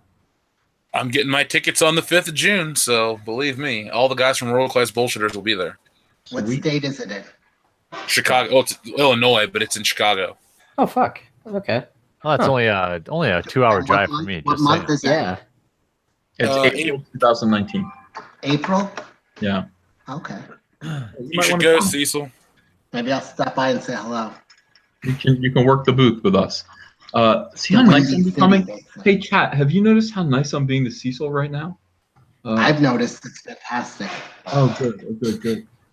Yeah, let's look at the chat and see what they're saying here. No, don't do that. That's when everything goes bad. Yeah, a lot of people saying bad things about Cecil here. I won't. Yeah, I won't say anything. They're saying no to Cecil. Okay, forget that. Let's see. Midnight Cherry TV, thanks for $2. 20 dislikes to free Cecil. Meet our demand, council. So they're upset. They wanted you to come in here. Midnight Cherry TV is actually a big booster of yours, one of the few, and paid $2. Why say the last part? Why say one of the few at the end? Well, I You just want said to point out that he's very special. He is one of an elite group of people who actually like you, and that he's willing to pay $2. it's the way you phrase things, though. I speak off the cuff, sure, but I do think my words are somewhat well considered. Billy Bob, thank you for $2. I never knew a thing about comics until your boy Z. Well, welcome. Joseph Citadino, thanks for $2. We will, Ethan, we will save Star Wars. F&A. Atheris Fox, thanks for $10. With Ethan, EVS, and the Quartering in the same stream, would now be a good time to discuss the Quartering's impending trading card game Kickstarter. I hear he's working hard on it. Just needs art, Uncle EVS. You want to talk about that, Jeremy? Everyone's trying to goat me into that. Everyone's trying to goat me into it. I'm not sure I know what to do with games design. I will make it a goal to strongly think about it in June. I will make it a goal to strongly think about it. I like that because I don't say I'll try, but I'll try to try. I'll try to think about trying. That's even better. Oh, hey, Jeremy from Geeks and Gamers. He gives me $5. Says, guys, send me a link and I'll jump in for a few minutes when I have a strong. Hi, Jeremy. 2 Jeremys. We've got too many Jeremys. Jeremy, we'll just do it next week, buddy. I know you're suffering right now. Golden Oil, thanks for $1.99. We want Cecil. Why are you abusing the fans? EVS equals KK. All right, so Gold Oil has already paid $6 or $7 to yell at me about abusing you, Cecil. So again, Money well spent, as far as I'm concerned. Yeah, two guys that are pro Cecil. That's why you could spend your hard-earned money is defending me. Yeah, Liquor Jim. Remember that next time I get a DWI. Liquor Jim, thanks for $5. The Quartering, thanks for the good guy Jeremy video today. Yeah, You're very welcome. What was it? I'm not sure. I did 3 videos today, so I'm not sure which one he's talking about. Joseph Citadino, thanks for $5. Episode 8 should not be a dream. It should be Darth Jar Jar mind trick that Luke breaks out of Matrix style at the beginning of 9. Okay, Sean M, thanks for $5. EVS times Cecil, Daddy's Belt Edition. This better not be porn. I don't like the sound of that. Hex Sage, PG-13 at least. Oh, thanks for it's rated G. It really is. AR, thanks for 50 ARS 50 from Hex Sage. 10 years ago at a local convention in Argentina, I was the only one who knew who Marcelo Frusin was. All these damn millennials don't know shit. Just any reason to curse millennials is cool with me. Who flung? Well, yeah, some of them. Who flung poo? Thanks for $2. You guys are wrong. Pansexual with bread is Spanish. # Spanish. Nina Arnold, thanks for $4.99. Uncle Ethan, I finally gave in to YouTube and got an account for World Class in Yourself. Keep up the work saving our fandom. We will. Thank you. Yeah, I do appreciate you. Welcome to the community. Voorhees67, FMK, so that's Fuck, Marry, Kill, Jar Jar, L3, Cecil. Kill Cecil. What? Let's see. Not even marry me. No, kill Cecil. I was going to say, Cecil, we could have one of those civil unions where nothing happens, but we have, couples benefits. Thank you. And then I guess I'm killing Jar Jar Binks and banging a robot. Yeah, I think I'd marry L3. I'd definitely kill Cecil. I already got that. I don't know. You said it twice now. You said it You twice. would marry the world's biggest SJW? Yeah, I would. In this situation, I would. I'm Opposites trying to figure out which one I would and which one I'd marry. Jar Jar, L3. I'd kill Cecil.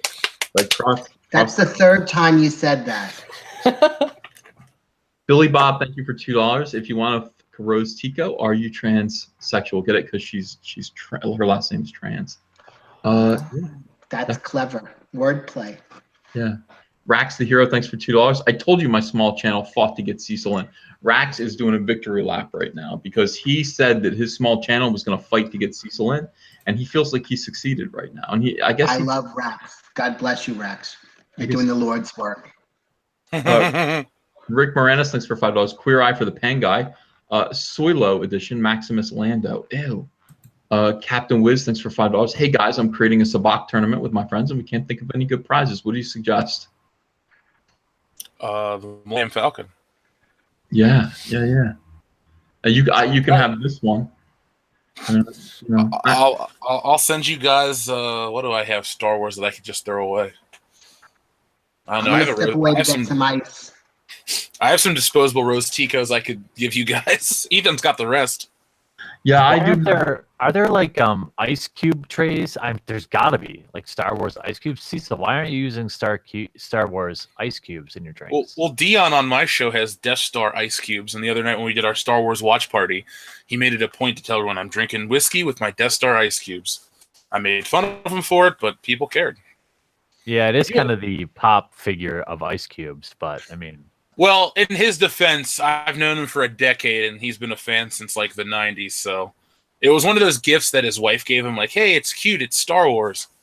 So, yeah. I'd like to have Ryan Johnson's head ice cubes.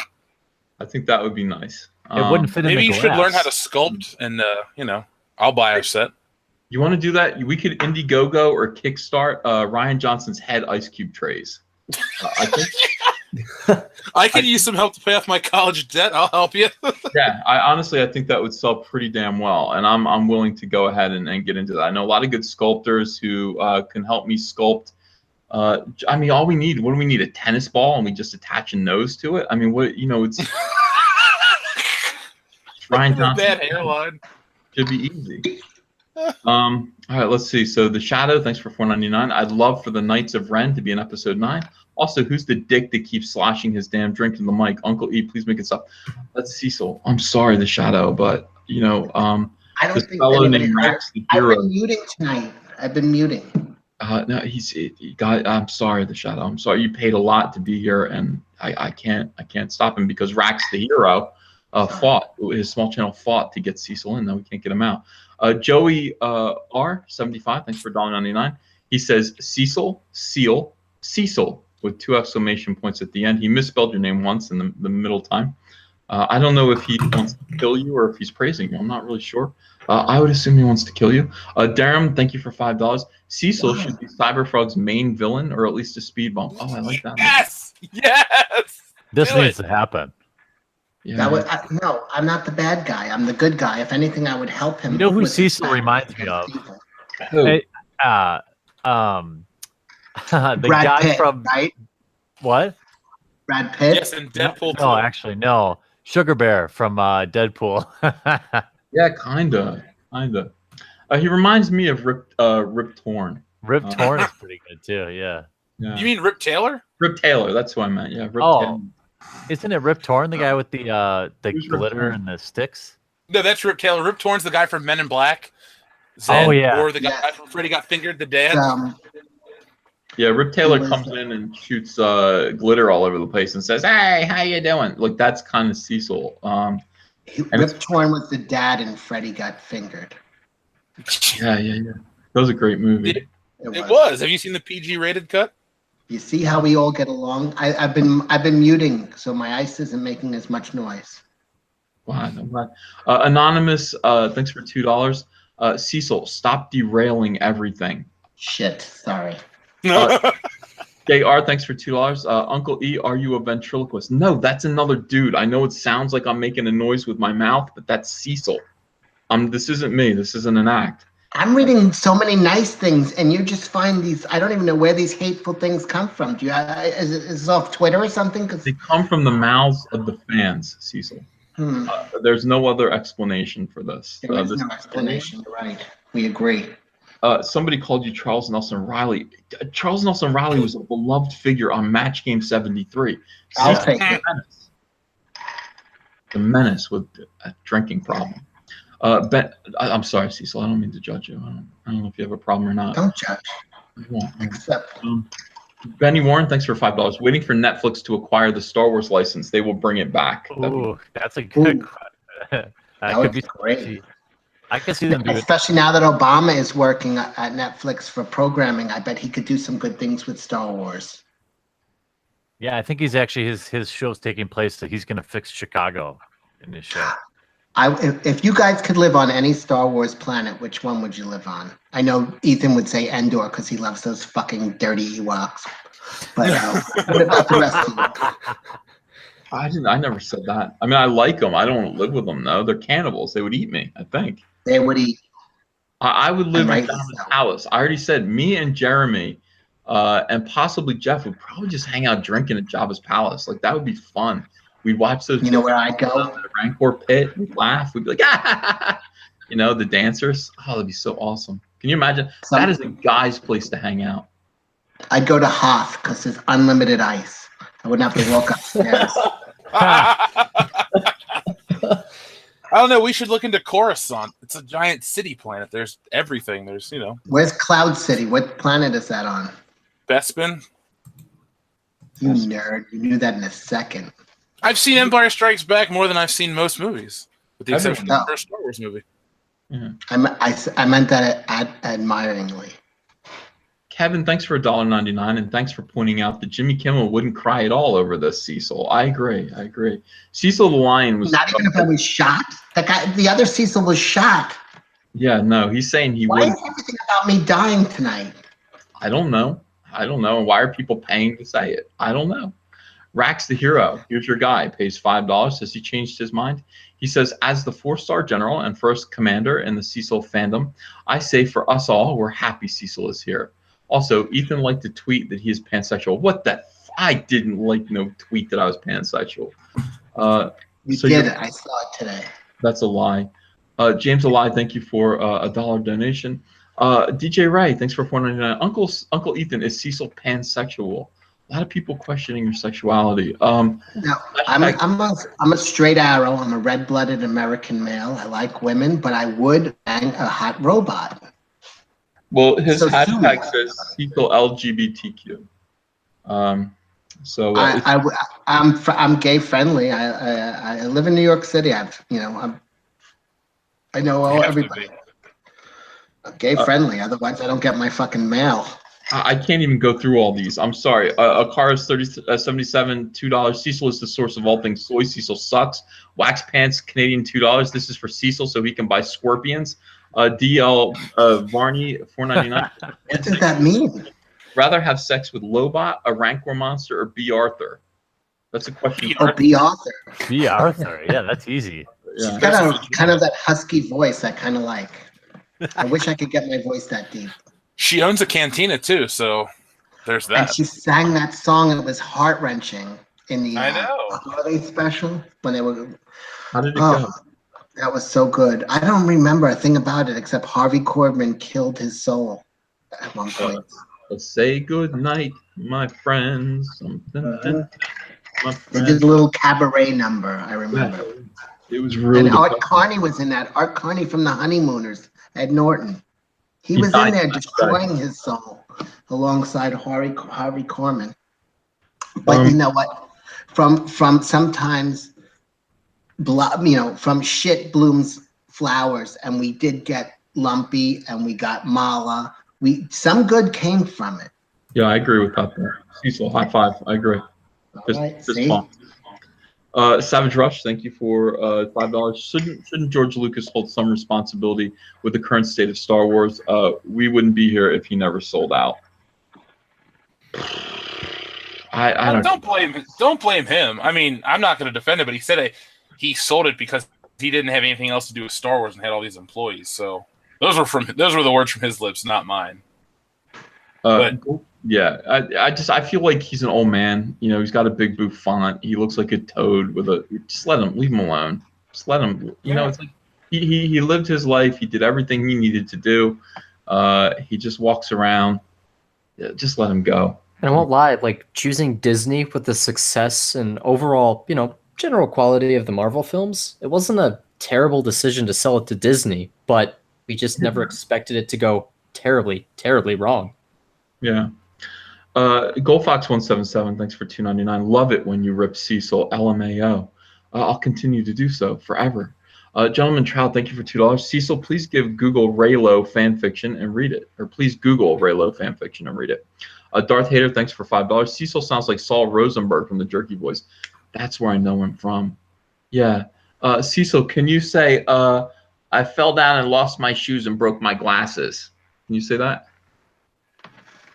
I'm sorry, I stepped away for a moment. What the hell you want me to do? Nothing. Wax Pants, thank you for Canadian $2. Cecil is like a rare Pokemon in real life. I love him. That is the greatest compliment I've ever received in my entire life, and I get compliments all the time. Leon Road, thank you for Australian $6.66. In my opinion, Star Wars was utterly destroyed from The Force Awakens. Can any of you accept that? Yeah. I agree 100%. You can go back onto my channel and listen to me bitch about it minutes after I left the theater. I've been feeling like this for 3 years. Last Jedi is just, the last thing to do it. Terrible. Say Rob, thank you for $5. Disney has decided to kill off Rey by having her slip on a banana peel, cracking her head open on the edge of a coffee table. Oh, God forbid. I love it. Yeah. She could never do that. She has the Force protecting her. The table would move out of the way before her head hit it. It'd be like $1 Million Baby. I'm sorry, that got me. Yeah. Every now and then I crack my facade. Yanni Huel, thank you for Mexican. Oh, here it is. It's back again. Mexican $20. Please make and sell a Cecil pop. Okay, I will. And Cecil, Wouldn't it just be C-3PO? Yeah, C-3PO with a little beard or a little mustache, right? That would do it. And also if he was breaking out of his armor. Yeah, Nina Arnold. Mostly around the belly, tits, and ass. Are you secretly like anorexic or something, Cecil? You just play a fat guy on the internet? I wish I was anorexic. I don't have that kind of determination. Yeah, that's how they do it. That's willpower. Nina Arnold, thanks for $9.99. Uncle Ethan, what do you think about Hayden C showing up in Disney Star Wars? Could it help connect the prequels and help it all? Yeah, I think that'd be fun. Yeah, anyone who was in the prequels, let's utilize them, honestly. Let's do whatever we can to make Disney Star Wars make sense, because they're going to, I don't know. I don't know. I just throw up my hands, It's like, I'm so depressing. Don't be so negative. Everything's going well. What are you talking about? Did you see Solo? It was fucking horrible. That's what I was talking about. Oh, awful. Han Solo. When did Han Solo become such a pussy? I thought they did retcon his character. You are correct. The old Han Solo, that Harrison, what's his name, would have shot L337 for talking to him like that. But this new Han Solo is a little more open-minded and a little more sophisticated, and he's the real Han Solo from this point forward. Harrison, what's his name?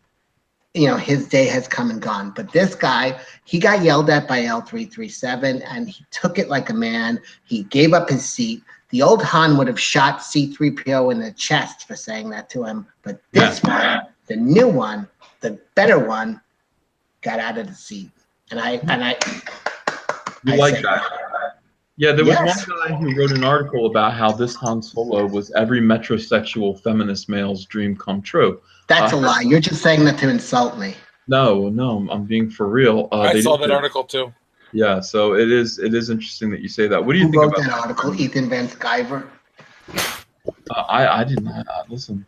I just read the news. I don't make it. What do you think about this, Jeremy? Stop saying kick Cecil. That asshole keeps writing the same fucking thing over. Sorry. A lot of people want me to get rid of you. Somebody paid me a lot of money to stop talking about you, and I was like, I can't. Jeremy, what do you think of Han Solo metrosexual? Do you think that's what we're witnessing in this movie?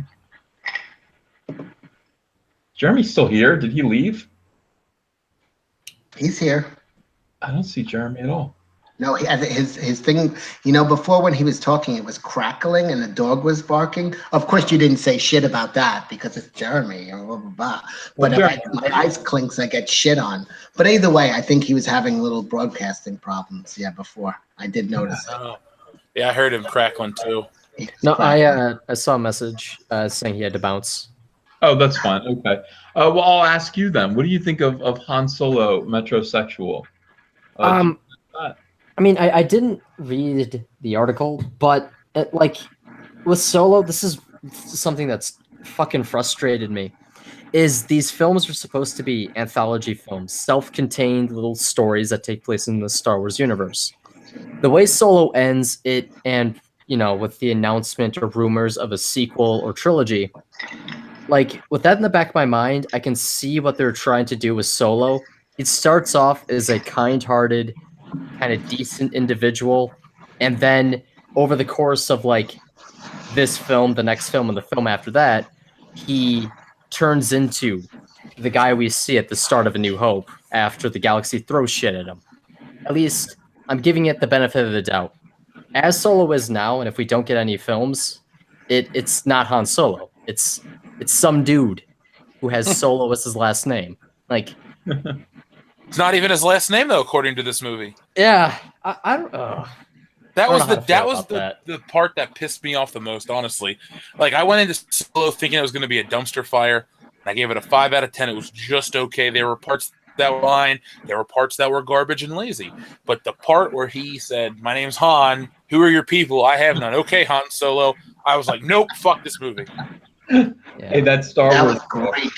No, that Star Wars girl from Geeks and Gamers just showed up. $5. Ethan loved the Solo shirt. Got lots of compliments on it today from my video. Also think the back and forth between you and Cecil was hilarious. What back and forth? Yeah, I saw your video. It was very good. It alarmed me because I was expecting to see Jeremy, and I was like, Jeremy got really pretty all of a sudden. That's weird. Jeremy's skin looks nice, but yeah. So nice to have you here. It was totally bizarre. Different Jeremy, the Jeremy from Geeks and Gamers. If I may interject for one moment, slightly off topic, Jeffrey, the picture of yourself, is that supposed to be you? Yeah. Who drew that? Ethan? No. Looks nothing like you. It looks I'm exactly joking. like him. How do you know? You know what he looks like? I know what he looks like. How do you know what he looks Are like? you my Facebook friend? Well, there's a guy who sends me naked pics. I always assumed that was you.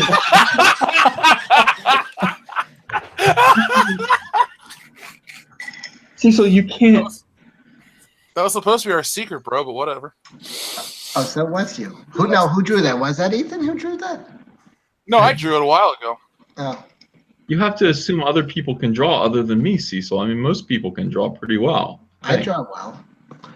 Boo Draw Fire. us a picture of Superman fighting Ursa, Non, and C-3PO. Oh, I think my brain would come melting out of my ear if that picture existed.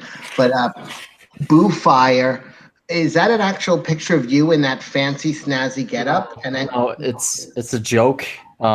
It's a detective with a hard-boiled egg as a head. Hard-boiled detective. I made it as a joke and then used it as the avatar for the channel because I had nothing else on my computer. Yeah. That's it. you've got to, Ethan, help him with that backstory. You're in the business. Andrew Gasser, thank you for $50. Wow, the High Council is the best mandatory listening for real Star Wars fans. We need to have a Cecil segment. It's YouTube gold. This is just Star Wars needs to fire Cray Cray KK. Lucasfilm will triple down for Star Wars Episode 9, the unmitigated disaster. Yeah. Joey R75, thanks for $19.99. Here's another $20. Stop reading super chats. If you saw the super chats that are lined up here, it's absolutely lunacy. I don't think I can get through them all. Cecil, how drunk are you, and why is your avatar so accurate on this? Uncle E, why does Cecil want Han Solo to be a cuck soy boy loser? Those are 3 questions. I want him to become a modern man in 2018. Harrison, what's his name, was the modern man back in the 1800s when they did it. But now this guy, Eldon Ehrenreich, is 2018's Han Solo, and he gets out of his seat for a sassy robot with an agenda. and I love He's it. too short. All right, so Joey R75 399 says more Jeff, please. Jeff, you're 6'5". How dare you call anybody too short? Okay, who said they wanted more of me? Was that Joey R? Joey R said, please, Jeff, more Jeff and less EVS and All C. right, I'm gonna shut up for a few minutes. Well, hold on, Joey R. Make sure you subscribe to World Class Bullshitters, because on Saturday, this week at 5 p.m. Eastern, you can get me, you can get Mauler, you can get Razor Fist, and you can get Retro Blast, and all together in one video. So if you want more of me, make sure you subscribe to my channel, and make sure you come for that super awesome conglomerate of YouTube stars. So there you go. That'll be your big event for me this week. I will be there, but I'm going to shut my mouth for a few minutes and let you guys talk, especially Blue Fire. Oh, thanks. Yeah, thank you. Thank you. But I just want to make a little note here. No, there are what? 2,300 people here. That's actually more people than I have subscribed to my channel. Right. Right. So maybe I should just shut the fuck up and take a back seat for a moment. Okay. What's the name of your channel, Cecil? It's called Cecil Is, D-I-C-K in comics. The D stands for diversity, inclusion, compassion, kindness, and comics. Wait, you changed your name? Well, because everybody looks for Cecil. Everybody looks for Cecil. I thought somebody was impersonating you on the thing the other night, and I was just like blowing it off because I was like, Cecil's not called that. My bad, dude. Sorry. All right. You know what? Give me your cell number, and I'll be able to let you know each time I change my name. Deal. It's 555. Oh, hold on. I got to get a pen. Raccoon Ralph says Cecil is on the wrong side of history. I agree. JR says sacrifice Cecil to KK. That'd be fine. Achura77 says Cecil is a trap. And then Craig Layton ironically says Cecil did nothing wrong. And somebody else says, why did you say ironically? I'm sorry, I was supposed to be quiet. Because it's just, I can tell he didn't mean it. Acosta Soldier, thanks for Australian $2. Gay friendly. How friendly, Cecil? Like pity hand jobs? That's yeah. What? Ethan, you tell me when I'm allowed to respond. Emery Calumet, thank you for $2. Cecil was cloned to lead the Honeycomb Kids Club. Okay. Achura77, thanks for $2, and I'll convey that. It's not nice, but I'll say it if you paid me. He says, Cecil, stop fucking talking and breathing. It's mean. Really good chef. Chef, thank you for $5. Did Cecil just say Harrison? What's his name? I'm gonna go Rich Dentist on his ass. Yeah, he might deserve it. Maybe he deserves it. Achura77, thanks for $5. I agree. Cecil needs to go to Hoth immediately. Top E Daddy, thanks for $5. To Cecil, I'm not saying that I hate you, but I would unplug your life support to charge my phone. Is that real? I'm sorry, I'm going to be quiet. Did somebody really write that? Is that real? Real. Somebody paid me $5 to say, and I'll read it again, Cecil. Oh, damn. It was money well spent because that really hit me in the soul. Yeah, he said Sorry to laugh at your misfortune, Cecil. That is somebody paid to say that. Somebody paid money. They paid $5. That's a lot of money to say, Cecil. I'm not saying I hate you, but I would unplug your life support to charge. You read it twice. You didn't have to read it twice. That's not part of the arrangement. Well, I'm just saying. Oh, Dan, thank you for $9.99. Who spanked Cecil? He's behaving semi-professional tonight. Thank you. That is true. Captain Wiz, $2, paid $5 for a question, and it got ruined by Cecil. Kick him. Hey, let me tell you something. Look all the money that's coming in with my name attached to it. Yeah, I'm grateful, Cecil. I am. You sound super grateful. You sound super grateful. No, if I only knew this many people would pay to threaten you, pay me to threaten you. They're wishing death upon me with their every fucking breath. I do appreciate it. Achurus77, thanks for $2. Kill Cecil, just saying.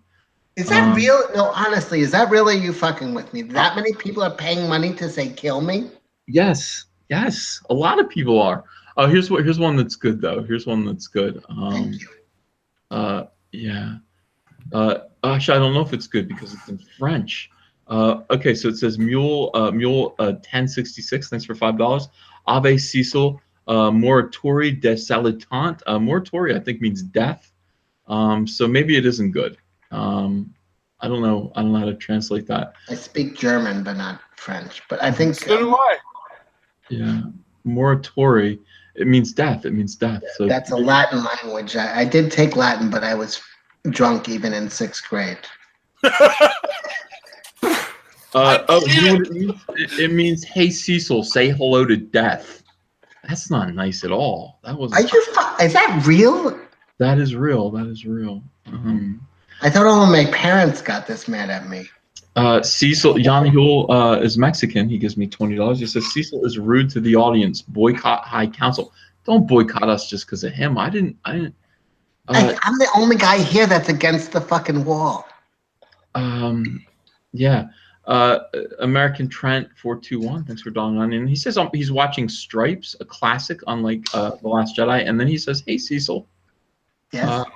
Okay, Sean John 316. Thanks for $2. A bigger mess: Terminator franchise or Star Wars? What do you guys think? Terminator, hands down. Like, at least Star Wars, you can go off to do the anthology films and stuff like that. Like, we've talked about how cool Obi-Wan could be. Terminator's fucking dead. Like, that franchise is built around Arnold Schwarzenegger, and now that he's an old man, you're not going to buy that he's a killing machine. Yeah. Hamster Snake, thanks for $5. Cecil sounds like he's a retainer. Cecil sounds like his retainer is stuck on the belt buckle of an American Eagle. What? That's not nice. Daniel Benston says, he gives me a super chat. He says, Ethan, how come you wrote the word sex over and over again in that X-Men comic?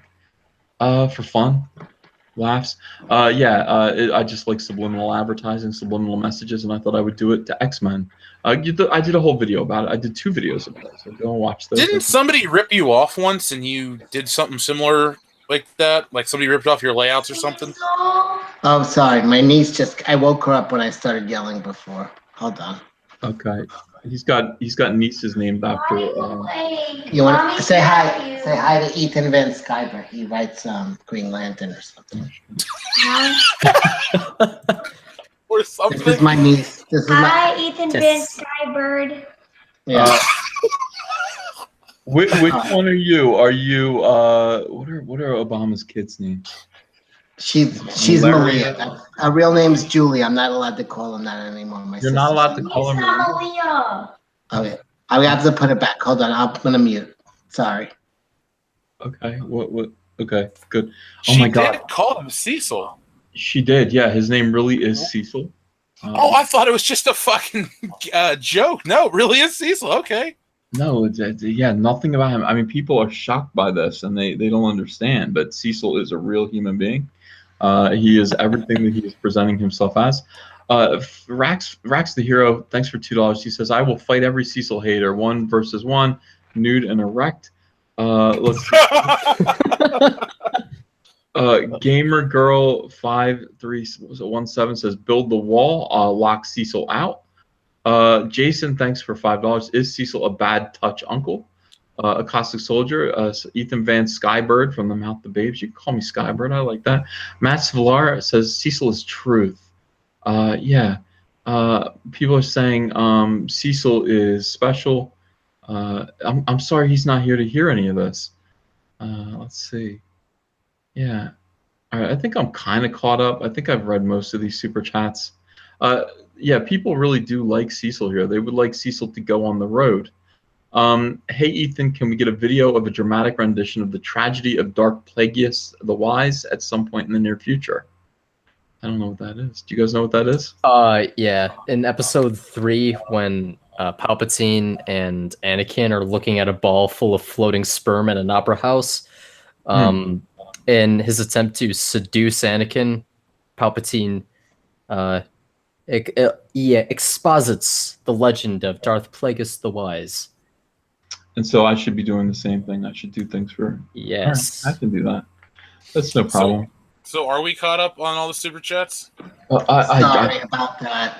I think so. Yeah, let me 'Cause just I check. got a question for you, Ethan. After you No, check.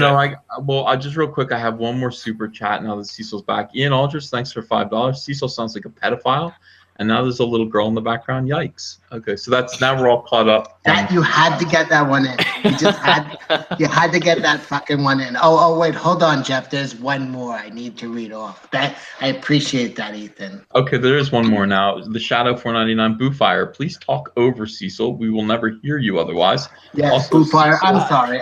I'm a steamroller. Ethan is right sometimes to yell at me. Sometimes. I mean, I don't have Also- anything to say. Well, hold on. Also, Cecil, stop it with the damn ice cubes. Uncle E kicks Cecil, ... in the soy dick.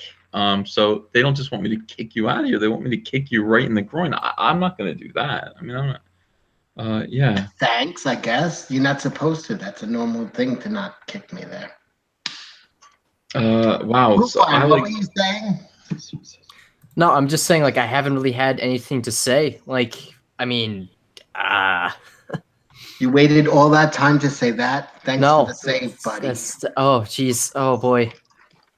These guys are talking Well, about anyway. killing me. They're calling me a fucking pedophile. That's how you saved me? I have nothing to say. I mean, okay, I guess got I something do have a a... little nicer. Alright. Oh, Yeah, go ahead. I do have one question. Does the name Chip Chipperson, like, does anything pop up when you hear that? I think of my three sons and also the cable Alright, guy. Never mind. Damn it, because just you know what? This is completely irrelevant. I was just curious. That is all. Okay. Ethan, Yes. Ethan, you heard that they announced the Spawn movie with Jamie Foxx today, right? Yes, I'm all for it. All for it. Well, I wanted Absolutely. to ask if you had any. Do you know Todd McFarlane, and is he as crazy as I think he might be? No, he's not. But tell me about this movie. So He's Jamie doing- just Yeah. go ahead. Jamie Foxx has been cast to play Spawn in the reboot from Blumhouse or Blumhouse, depending on how you pronounce it. Wow. I say good. I honestly in my soul, and this is completely serious. Jamie Foxx is one of the most talented people on the planet Earth. The guy could play straight. He could sing. He could dance. He could do comedy like nobody. He's a fantastic talent, and he will kill it. He's done serious roles. He's done Ray, which is an Academy Award nominated film. He did what the fuck else did he do? I'm blanking. He did that the Citizen Booty Calls, law abiding citizen. He did He's in that done Coolio serious- music video. he did the Coolio, right. You're really wrecking my argument here. I like Jamie Foxx. He's just too. He doesn't seem like the right type of guy to play Al Simmons. No, listen, did you see Ray? He was fantastic. He's a great actor. Well, I mean, there's a big wide gulf between Ray Charles and Al Simmons, though. But wouldn't you like to see Spawn played by Ray Charles? Yes, I would actually. The Django, Let me thank put it you, that thank way. you. That's the role, the Tarantino film, Django Unchained. He could play it straight. He could play a good revenge guy. I agree. I want to see Blade the Vampire Slayer played by Stevie Wonder too. I think that would be even better. I didn't think of it that way. So yeah, I'm interested in that. I feel like you're mocking me. I'm not. No. I'm not mocking him. Boofire, do you have anything to add to save me, or are you just gonna let me hang out there? I'll let you hang. Thanks, buddy. Let's see. Cecil is a menace to the American way.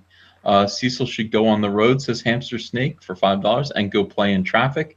Joey Motherfucker, R, that's not real. Someone paid $5 to say that? Yeah. Joey R75, thanks for $4.99. Bunch of handsome men, but not Cecil. What? Gorilla Vision, thank you for $5. When Cecil talks, I think of Rip Taylor. Joey R, thank you for 75. Thank you for $4.99. Now I now hate Cecil. Buy cheese. How much money did that person pay to say that? Like $5. I mean, but I'm sure he would have paid more. You know, if I bargained with him and said, yeah, you can. That's not the fucking answer I was looking for. He would have paid more. You're supposed to go, this guy might be a psycho. No, he might have. All right, so this is a really weird one, but somebody paid a lot to ask this disgusting question. Yes. I like the Spikeman. Thank you for $25. Thoughts on certain sites banning lolly? I don't know what shot it is, but I assume it's cartoon child porn. as illegal, while rape, gore, and torture are completely legal. Yeah, it should all be illegal. That's my I perspective on don't that. even know what that means, and I'm not gonna Yeah, fucking I'm Google just it. answering him because he paid for it. But yeah, all that stuff's disgusting and it needs to get off the internet. It's bad for people's hearts and souls, and et cetera, et cetera. We do I care. won't even watch those Hostel movies because they drill into the kids. It's just torture movies, and I'm not into that. Texas Chainsaw, yes, but not the torture ones. Yeah. Kevithar 1138, thanks for $5. Comic Artist Pro Secrets, please, for the love of God, do a high council where you respond and refer to yourself as Skybird. It sounds very Native American. I wouldn't mind. Creepy Ethan Little Book, Van thanks for Skybird. $2.99. Didn't say Cecil is that. the highlight of my week. So that's good, Cecil. There we go. I got 1 point on the board. Joey R75 gives me $1.99, and in reference to me saying that I think $5 is low for the privilege of saying that he hates you and that he'd probably pay more. He does say I'd pay more, so I could actually bargain with him next time and say, you want to tell Cecil that you hate him, it's going to be like $25, $30. He'd pay it. Josh Graff, thank you for $5. You seem like a good guy, Cecil. Don't let the chat or EVS mess with you. So there you go. How much did he pay for that? $5. That's a lot. I'll PayPal you that double. Thank you. Jared, we met. Jared, we met. That's kind of cool. One, thank you for a $1 donation. I do appreciate you. Matt Villar, thank you for $5. My girlfriend just said she wants to be best friends with Cecil. Cecil, are there a lot of women that I would want to be steal best your friends with girlfriend. you? You don't know me. What? I might steal his girlfriend. He doesn't know me. That is true. They call him Cecil, Mr. Steal Your Girl. Yeah. Is he over 300 pounds? Because then I could actually steal her. I don't know. No, I don't think so. Not judging from he's fit. You know, I think a lot of girls just kind of want to have, a friend that they can kind of go shopping with. I am a good shopper. I do. Look. I honed in on Boo Fire's little suit there, and I said, not exactly my style. I don't like the hat. I'm not a big hat guy. But he did have a. I saw the suit was put together, and of course it was all just a fraud. But I do like fashion. That's one of the things I yell at Zach all the time. He's got 2 mismatched socks, and he shops at Kmart. And it bothers me. Yeah. Thank God you burned those fucking sweatpants. You looked ridiculous. You look like a clown. Well, those soy pants are coming back as a Force Ghost, so get ready. Soy Pants Force Ghost, right around the corner for Comic Artist Pro Secrets. Kuris 77, thanks for $2. Points something out that's really sad. Jeff, he says, the sad thing is that Cecil is the modern man. I agree with I agree with the last part, but I don't understand the sadness. Matt Villar, in response to you saying that you would steal his girl, he says, no chance, Cecil. Thank you for $5, Matt, and for fighting for your girlfriend's honor. Good for you, Matt, but I still would. Yeah. Also, Kalevia Pogue, thank you for $2. EVS, Drop KK is a sea cow with RJ, Ryan Johnson, drinking the milk. Ew. I mean, there's too much love in my heart. I can't just draw horrible things. By the way, World Class, I did get what you sent me on Twitter. Very nice. Yeah, it was just on a comic book page, out of context. Yeah, that's great. Yeah, so I don't know, Cecil. I think most people here are for you. William Jenkins gives me $10 to say Cecil is a national treasure and I'd buy him a beer any day. Uncle Ethan, thanks for the Fandom Menace shirt. Great, welcome. King KDI says, have Razor Fist talk about Mark Wade. I will. I'll have him bring it up. Mark Wade, Jeff? I mean, are you up on that? I mean, yeah. Well, the thing is, I was really into comics up until a couple of years ago, and I really liked Mark Wade's work. And then I found out what a piece of shit the guy is. So I've kind of stopped reading anything he's ever touched. But Razor Fist and I got into a discussion about Daredevil off air after we did our last live stream, and I can have him bring it up. Just make sure you tune in on Saturday afternoon because we're going to have, the chat's going to be open. Yeah, we're going to talk about Solo and the turd that it is, but we can get into anything. So you guys just bring those questions, and I'll have him bring up anything you want. What time is that at? Well, the thing is, it's going to be at 5 p.m. Eastern on Saturday, which seems early, but Mahler's in the UK, so that's 10 o'clock his time. So it's, we were trying to work it out, because if I try to do it, 9 o'clock here, it'd be, 2 a.m. there? So I don't want him to get screwed over. I think that they should really just change to Eastern Standard Time in England. Oh, of course. It's so fucking cloudy over there anyway. Who would give a shit? You make a good point, Cecil. Yeah. I go to the UK twice a year. My parents live there. What part of the UK do you go to? What's that? Where do you go to in the UK? What part? They actually live in Notting Hill. My father is well-to-do. But I visit my mom. We go see the shows on the West End twice a year. My father then tells me that I'm a total fuck up, and I come back to New York.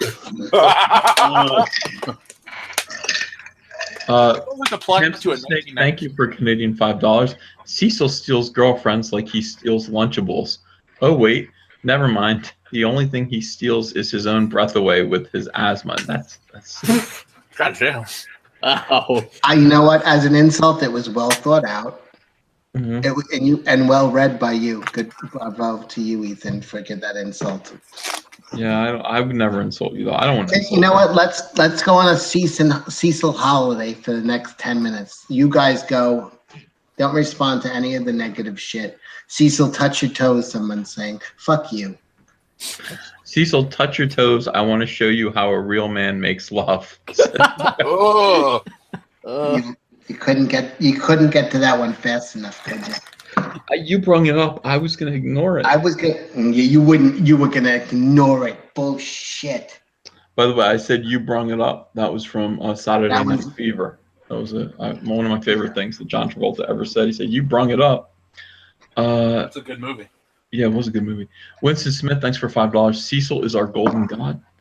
And yeah, that's a nice thing. JR says Cecil is the missing link to Pizzagate. So I don't get the reference. Don't even ask about it, Cecil. It's beyond messed up. I like pizza, if that's what it means. No, just ignore don't it. say that. You know, what's don't your say favorite that. kind? Do you like cheese pizza? Uh, Yeah. The Cossack Soldier, thank you for $5. Cecil is a national treasure. We need to lock him up for his own safety. That's one way of looking at it. I have mixed emotions on that last one. I don't like being locked up. Cecil's friend Jerry Vandergrift kissed him in home ec class. That's from a Cossack Soldier, $5. I don't Someone know. paid $5 to say that? That's ridiculous. Yeah, Zach Smith is here. He says, "Hey, Boofire, longtime fan. You should talk more." I do agree. Yes, I'm a longtime fan. I listened to your video earlier this afternoon, the one where you loved L337. I did enjoy that video very much, and people should really hone all their attention towards him and their hatred away from me. Yeah, Red 9, thank you for $2. Red Leader, Red 9 standing by. Cyberfuck 530. Tomorrow, I should say this, yeah. Guys in the Yes. chat, we got 2,100 people in here. I am launching my Cyberfrog Indiegogo tomorrow. It's going to be a 48-page prestige format special. I'm going to follow very much in the footsteps of Diversity in Comics Jawbreakers. There are going to be 3 tiers. There's going to be $25 for the book, I think, and they're all going to be signed. $50 for the book and ash can and maybe some other little trinket in there, and then $100 for everything and a Cyberfrog sketch inside of the book. A little Cyberfrog sketch. I'm going to launch tomorrow. I'd appreciate all of your support. This is going to be a very, very exciting book called Cyberfrog Blood Honey. It's going to be about Cyberfrog, who has been asleep, in hibernation since 1998. And he emerges now 20 years later in 2018 to a world that's been taken over, overrun, and infested by a plague of enormous hornets, these kind of alien hornets that chew up human bodies and turn them into paper, like paper wasps. And they papered over the city. People are drones whose blood is being turned into honey slowly to feed the queen. And only a tiny little portion of humanity is left. And Cyberfrog is all that stands between them and yeah, the complete and total devastation of humanity. So it's going to be really, really cool. It's going to be a lot of fun. I hope you guys will support me. I'll do videos and everything. I'm going to run this Indiegogo. I'm really going to do my best to just run it and make it look great. I'll keep everybody updated with new art and new pages. But it launches tomorrow. So thank you to everybody who's been, asking when and pushing me to get it done. We're going to do it. I'm going to promote the fuck out of it. But I wanted to say something. There was while you were saying that, somebody said stretch goal, punch Cecil in the fucking face. That's negativity. Yeah, that's not a stretch goal, but I think it's going to do fantastic. I think it's going to do wonderful. The concept sounds awesome. Yeah, yeah, absolutely. All of my friends, I hope you will help me promote it. I know I'm asking a lot, so it's a redemption story. He died, he comes back, and also before, I like your idea. I was listening before when I was driving in my car, and my sister's car. But I was driving, and I heard you talking about your idea for the Boba Fett story, which was a redemption story, where he crawls out of the pit, he goes, steals the money, retires, and that's very much like Unforgiven, one of my favorite Western movies of all time. And I would love to see that. That's the story I'd like to see. Yes, it's a trope. I agree, but an old Boba Fett coming back for one last score. I like that idea. I was listening, by the way. And I like it. I hope they're listening to you over at Disney. I think they are. Yeah, but for all the wrong reasons. Yeah. So Lord Badfish, thanks for $20. Don't know about stealing someone's girlfriend, but I definitely think Cecil would steal someone's sandwich. It's not one or the other. I would do both. Yeah, really good, Chef. Thank you for $5. Aloha from the Big Island. We were willing to throw Cecil into the volcano to see if a virgin sacrifice thing works. That's cool. Cossack Soldier, thanks for $10. I paid $10 to say this, and the smiley face. DJ Ray, thank you for $4.99. Cecil, people tell me you know what an Alabama Hot Pocket is. Can you explain what it is? Gamer Girl, thanks for $5. Cecil's outfit reminds me of the Burt Reynolds sidekick in Cannonball the movie. Dom DeLuise, may Dom rest in peace. Is that person retarded? That is Dom DeLuise from the fucking movie. It's Gamer Girl 5317. Don't call her retarded. Oh, Gamer Girl. Oh, yeah, that's who I was going for. What the hell? All right, Delmar, thank you for $5. I blame Cecil for my super chat getting skipped earlier. That douche, and he should have his nose hairs plucked out for his views regarding Han Solo. Yeah. Gorilla Vision, thanks for $5. Have you ever tried farting in a can and saving it for later? Can I tell you, I have a story that goes along with that. My uncle once handed me a jar. He's from fucking Florida. He was a fucking real asshole. And he handed me a jar and he said, "Oh, this jar used to have strawberry jam in it. It smells just like strawberries here." And he handed it to me and I twisted it off and pulled a big breath in and he had just farted in it. It was a terrible experience. I was probably only 8 years old, but I still hate that guy. Did anybody ever tell you, as when you were a kid, did anybody, like next to a swimming pool, hey, the bottom of the swimming pool, it smells like strawberries? Did you ever do that? That's a mean trick. It's a very mean trick. JR, thanks for $2. Cecil, what do you know about Hillary Clinton? I know enough to know that she's a wonderful person.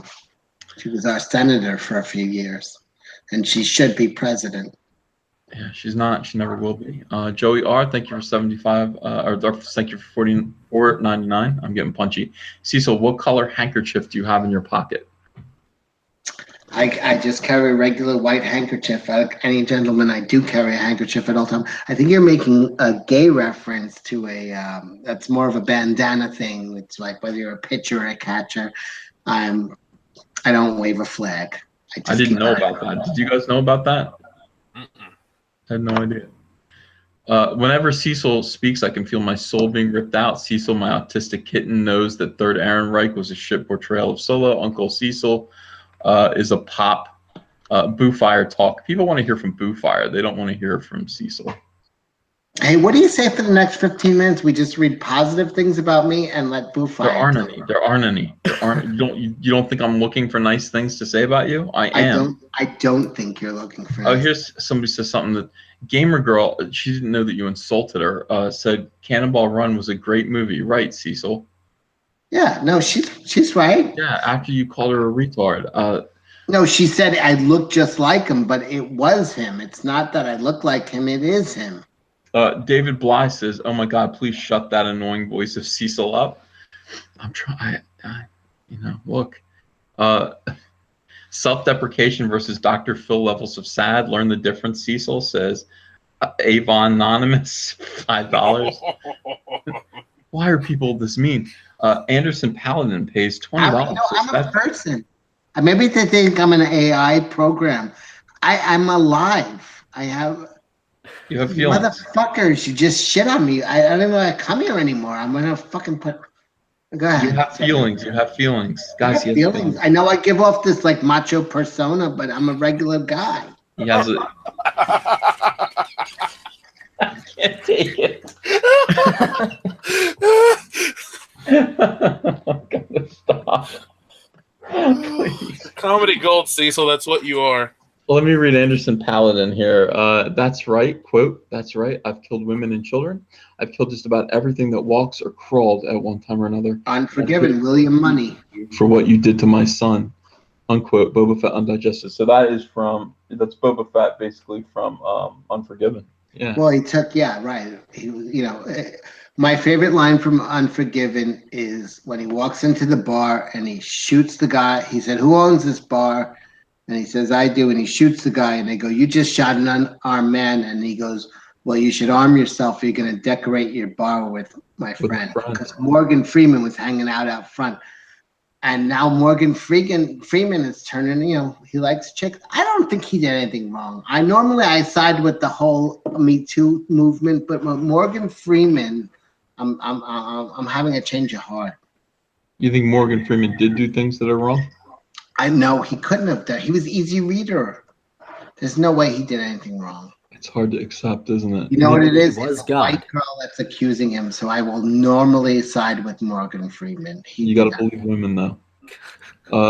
Alex G says, "Is Cecil the Hamburglar?" Hamburger. Yeah, are you the Hamburglar? Creepy little book. Thank you. He says, "I'll push Cyberfuck on my own channel, Skybird." Thank you. I don't mind. Skybird's nice. I like that name. Rick Moranis, thank you for $5. Cecil seems like the type of guy that puts Nutella on his bulls. Bulls. You spell bulls like in Jersey, like speak. BOOLS. Bulls. I appreciate that kind of a thing. Why would they pay money to say that? That makes no sense. You're fucking crazy. Michael Alvarado, thanks for $5. Uncle Ethan, maybe add a tier for the plastic cyberfuck thing you have on your desk. It's awesome, by the way. Can't wait for my Get Daddy's Belt t-shirt. Yeah, please do order some t-shirts. That's terrific. And maybe we will do that. I have these plastic cyberfuck stand-ups. A lot of people want them. Delambo, thanks. He says, I thought Cecil died in a hunting accident. Joey R, 75, again, says, Cecil, I love you. Come to my basement. Oh. I like the first part. I'm weary of the second part. And by the way, Boo Fire is new to your channel, and I hate that he comes in here just to hear you reading off. He doesn't mind. Basically, hate mail to me for he doesn't an hour. Mind that. People are paying good money, hard-earned American money, to tell me to go fuck myself and that I'm a pedophile. Fuck you all. Honestly, save your money. Boo Fire, are you okay?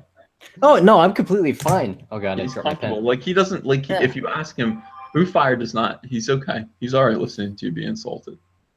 I think it's making him uncomfortable. Everybody, honestly. Let's ask him. Boo Fire, you all right?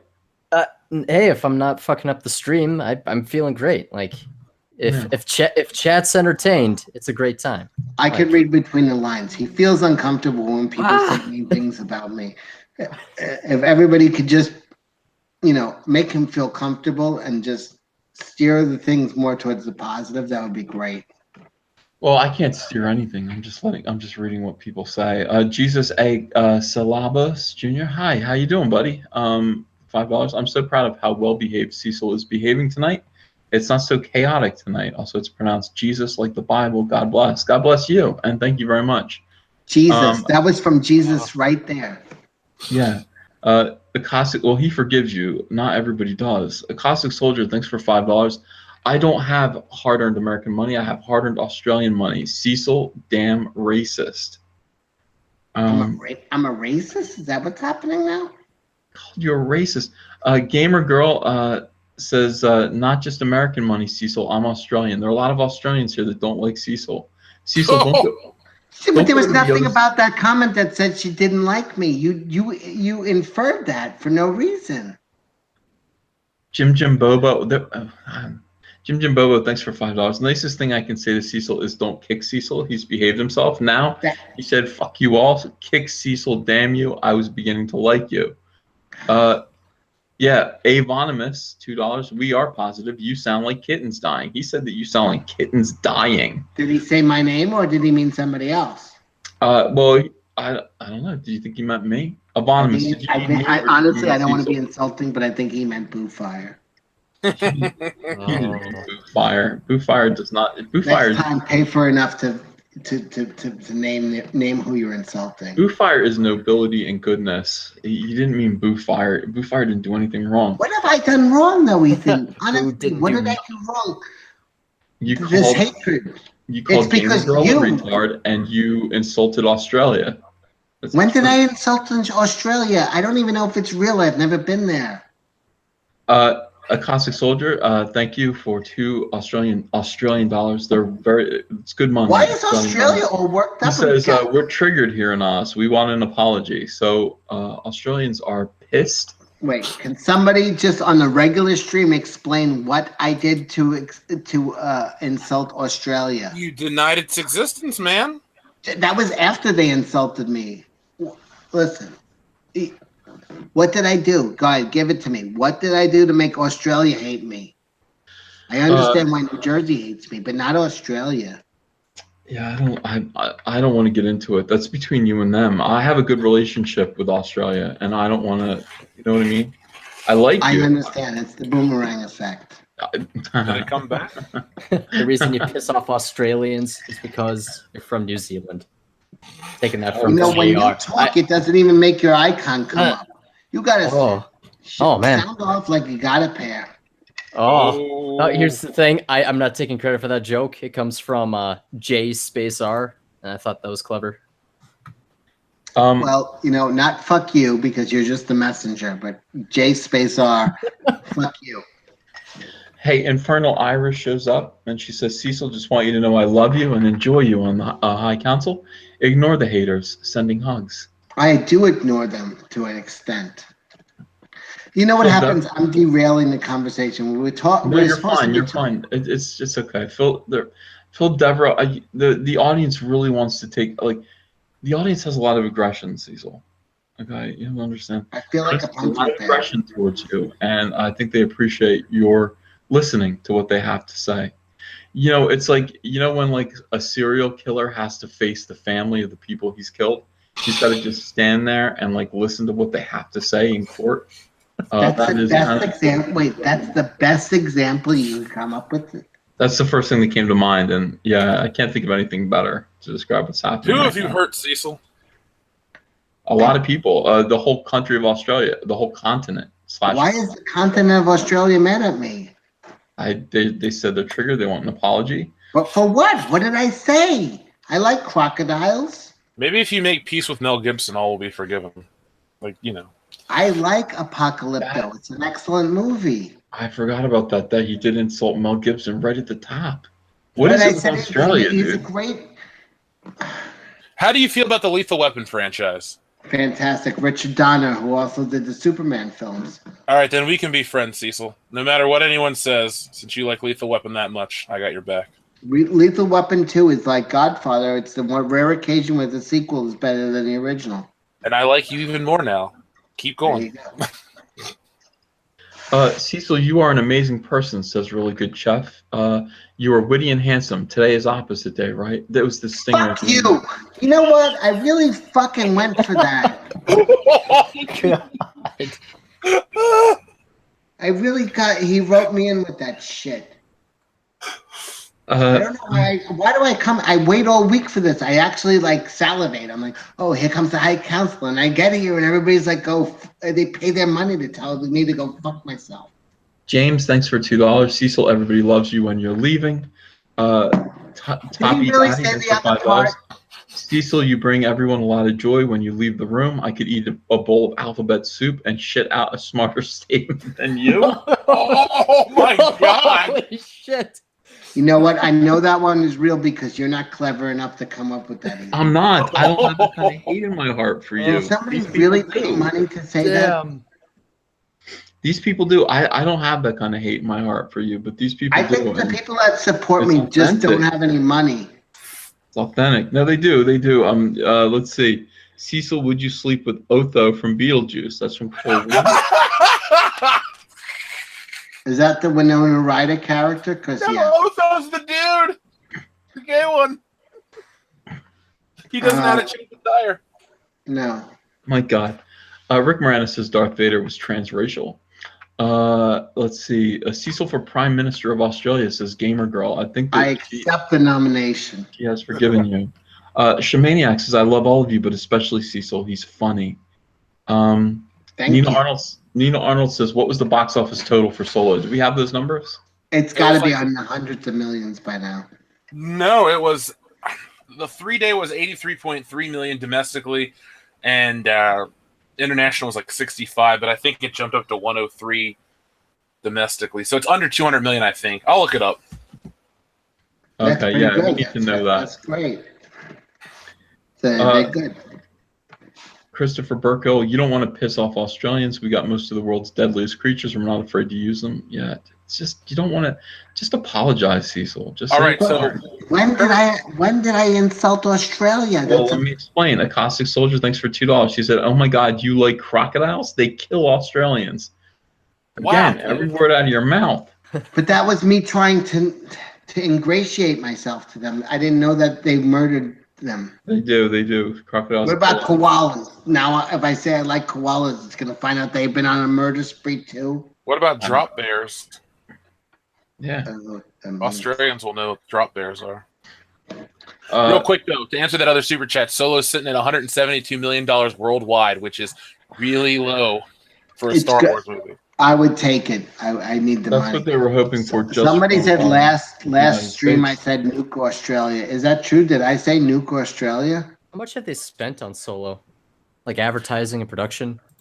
Well, I Less think money than people spent on insulting me tonight. Well, the thing is, it's rumored that they spent about $400 million with all the reshoots. So, Holy shit. yeah, they're really in the hole for this one. Oof. That just makes me kind of happy. I don't know why it makes me happy. But this is the wrong one for it to happen to. Man, if it was only episode 9, then I'd be fucking running out in the streets. I know. Maybe Yeah. both. I think Hey. it'll happen though. I think you know what? Well, listen. Episode 9 will continue the downward slope. I Why are you think. rooting for failure? Root for something good that you like. Maybe they'll do that Boba Fett bullshit story you thought of. How dare you, sir, Cecil? I have a full bar in my basement. I could show you my etchings, says Joey R75. Finn Saxon says, Cecil, I empathize with you, you poor thing. No one understands what life is living like, what life is like living with terminal soy addiction. I'll remember you fondly. Crust Bag, thanks for $2 Canadian. Kick Cecil, the SJW pedo, Hillary for prison. Trencher 1375 says his videos take a little time to get going, but Cecil's channel is just as funny. Alex G, thanks for $5. Has Cecil ever been decided as far as to have what the hell? Has Cecil ever been decided as far to have even want to go do look more like? I think that's a Japanese. I don't throw this word around very often, but fuck that retard. Yeah, you've only thrown it around like 6 times so far tonight, so that's good. The rookie says, Viva la Cecil. My first dono is for you, Cecil. First dono. That's the first time that they've ever donated, isn't it? Yeah, yeah, I'll send you $2. Yeah, Caustic Soldier, thanks for $5. I wonder if our insult super chats against Cecil can ever surpass the money Disney spent to insult Star Wars fans. Ooh, that's the best one yet. That is brilliant. Gorilla Vision, thanks for $5. Don't feel sad. Cecil, Astroglide will never betray you. This is just Even when here's the thing, people start off, and I actually got roped in by that one too. It was don't be. Why, if you're gonna insult me, just insult me. When you start off like as a kind thing, it hits harder. And you know what? Yeah. Fucking all your insults only make Ethan richer. It doesn't do anything to hurt me, except my feelings and my heart. Yeah. It doesn't. If only Nurkish was here to join in on this. I wish Nurkish was here. I believe he would fucking defend me at some point. What have I done? You think I'd murdered people the way Hail Cecil? I see Ace Mobile. That's a good one. Someone said something good. I saw it. Nurkish if he wants to come in, but Nurkish said that he never wants to be in the same room with you again. Not even a chat room? He's in Florida. He won't be in the same room. I'm in New York City. Outside. I'm in Long Island. Yeah, Nurkish just, I mean, I don't know. I just can't picture him wanting to hang out with. Well, because last time he just said, hey, this guy, I don't know. I can't take it. He's like, you guys think he's funny. I can't take him. You know what? You're being kind. He called me a faggot like 50 times. All right, he did. I don't want to say that word, but yeah, he did. But I'm not gay. I'm not gay. I don't even take that as an insult, to be honest with you. This is just rude. I gotta read these super chats. I'm so sorry. You don't have to. You don't have to do anything you don't want to. Is Cecil's outpatient? Is Cecil's favorite pickup line? Can I push in your stool? I never even read that. I've been reading them for the last 10 minutes. I think you're making this shit up now. No, I wouldn't make. I can't make stuff like that up. A Cosmic Soldier, thanks for another $2. Shut up, Cecil, you pro crocodile piece of shit. Jethro Fox, thanks for $5. You'd be running around in the cul-de-sac burning shit and tearing down streetlights like when Philly won the Super Bowl if the returns were for episode 9. You're so right. Well, I mean, I think the returns for episode 9 are going to be terrible anyway. You were talking about how retards from North Pennsylvania and South Philly destroy their neighborhoods when their teams win. This is the mindset. He totally bought into that. Yeah, let's tear down the street light. Let's smash shit. Our team won. Wow, Anonymous says, Cecil, can you stop wasting everyone's time with your off-topic jokes? For the last hour, you have absorbed the entire conversation. You're not important. You know what? I'm going to be quiet. Let's not talk about Cecil from this point forward. I'm just reading the super chats. Yeah, I guess post-op isn't technically gay at Cecil, says Anonymous. McKinney90, thanks for $10. I thought it was scientifically impossible to shill harder than John Campea, but Scott Mendelson certainly has a fling with KK and RJ in the Forbes article. I like Scott Mendelson. He's a good writer. Everything that's been said about you is true now, Cecil. Fuck Scott Mendelson. God damn it. Yeah, he's the worst human being. That smirk on his face. I did a whole thing in my video about how awful he is. Sorry. Yeah. Please say you don't mean that, Cecil. I have no idea who that was. I was just trying to hurt Ethan's feelings. You hurt me in the process. Yeah, it's collateral damage. My God. Don't worry, Cecil. Also, isn't this a Star Wars stream? Says yes, this is a Star. Why the fuck every goddamn super chat is about telling me to go fuck myself? Spend your money talking about Ray or Finn or somebody in the Solo or the Khaleesi. Or Roseanne. I don't know. Yeah, Roseanne. What's up with that, dude? What a disaster. She's fucking done. Yeah. Hold on a second. Fire. Don't ask me. Let me see. That was horrible. What did she say? She made fun of who did she make? Valerie Jarrett? She called somebody a fucking ape. It was horrible. Let me see if I can find the tweet and I'll read it off. Oh boy. Oh, pressure is on. Yeah. Can I just remind the audience that this guy has 10 times the amount of subs as me? How many do you have, Cecil? 40. You have 40? You have more than 40 subs. No, I have 2,000 as of like a minute ago. I'm an unrecognized genius. This is why what's the guy who cut off his ear? Van Gogh. Yeah, what about him? Yeah, if he got a little appreciation while he was alive, he wouldn't have cut off his fucking ear to get a girl. I saw that episode of Doctor Who. I don't watch Doctor Who. Oh, you're not missing out. No, but the tweet reads: Muslim Brotherhood and Planet of the Apes had a baby equal VJ, and VJ is who the fuck was she talking about? She was talking about someone who worked for Obama. Oh, then she shouldn't have said that because he's fantastic. Yeah, Valerie Jarrett. Valerie Yep, Jarrett. Valerie Jarrett. She said something that was racially insensitive. It was very insensitive, and she shouldn't have said it. And I know enough not to say that. And Roseanne Barr should know better. That was terrible. The Shadow, thank you for 1999. Boofire191, you're a wonderful human being. I honestly can't wait for more of your content. World Class Bullshitters, I found your channel first, and I'm glad I did. Uncle E, you've been fantastic. Also, fuck you, Cecil. Did you add that? No, that's what it says. I swear to God. I'm not adding anything. Thank you to who that was. I'm glad you found our channel. Yeah, I appreciate you. I think also check out DICK, diversity, inclusion, compassion, kindness, and common. Fuck you all. I don't even want you. You should check out Cecil's channel because Cecil's funny and he has these really weird animations that I love. Really good chef says, Cecil, we tease you because we love you. If you ever come into my restaurant, you are eating for free. Oh, don't say that. What restaurant is that? I love to eat. Yeah, what restaurant is that? Cecil will come and see you. I think that would be nice. Is that in New York City? Yeah. Ethan, next time you're in New York, I want to make a thing. You come to Manhattan and we are having a steak together. What do you say? That's who? Me and you. Next time you're in New York. Have a steak with you? Sure, why not? I will. All right, is that invitation open to me too? Oh hell yeah! No, it's all on Ethan. All right, because I love steak. Yeah, we'll do it. I mean, I know some great restaurants in New York City. Obviously, I would love to. I used to have an expense account in New York City. I know every restaurant that I can't afford now. Oh, that's right. You used to be in Wall Street, huh? Your life sounds really interesting. I know you don't tell all of it, but each little snippet is more interesting than the last.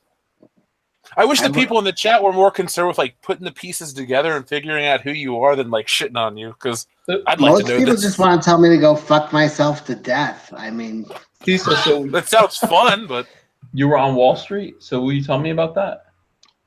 I spoke a little bit about it once, and now I'm very protective of my identity because I did mention semi-crimes that I did. Was it during the 80s? No. It was recently. I basically, I'll talk about it. I basically invested money with unsettled money. You wouldn't understand, but money that had not cleared, I had already basically placed a bet. So it was placing a bet with money. I mean this in Wall Street terms, but I'm trying to dumb it down for you dummies. Basically, you have to wait a cooling off period. When money comes in, you have to wait for it to settle, then you can reinvest. And what I was doing is I was reinvesting money that was not settled funds. And I had made a tremendous amount of money for my firm by doing that. I had hit. That's why I'm not in jail, but I was fired. Oh, that's terrible. That sucks. Everybody won. My company won. My clients won. Everybody won. But technically, I was using money that was not settled, and I was having people under me use money. I was actually letting people who didn't know that it was unsettled funds. Either way, but here's the thing. I was the guy who went out and wined and dined the clients, and we drank and we did coke and we went to strip clubs, and I had fun for a number of years, but I was dying, and me being fired actually saved my life on some level. Now I just drink heavily, but I don't do any drugs for the last 3 years. Can we make a comic about your life? Yeah, I'm thinking about it. Are you in your 50s? Oh no, I'm much younger. Okay, so you're 40 something. I'm brushing up against 40. Are you serious? I think he said he was 36 once or something like that. Lord Badfish, thank you for $20. Cecil, just busting your balls with the sandwich joke earlier, but I really think you're cool. That's nice. Toppy Daddy says a Wall Street investor that can't explain money. What the fuck? Matt Stavlar, thank you for $5. Cecil, is the ketamine story true? The ketamine story is 100% true. Really good job. Thank you for That is, $5. I made some. I snorted. I think it's like cat or horse tranquilizer one night, and I made a lot of ill-advised phone calls, and that's really. What is You this? need to come on my show and tell these stories. Do you want to come on an episode of the podcast? You know what it is? I would love to, but the more vague I am about these things, the better it is for my freedom. God. God damn, these are awesome. You have to tell me them in person. We'll keep them private. I will in person. I will tell you those, but I don't know about broadcast. I'm already now. I know I can't show my face because the FEC is just fucking. No. We'll stop. We'll stop right there.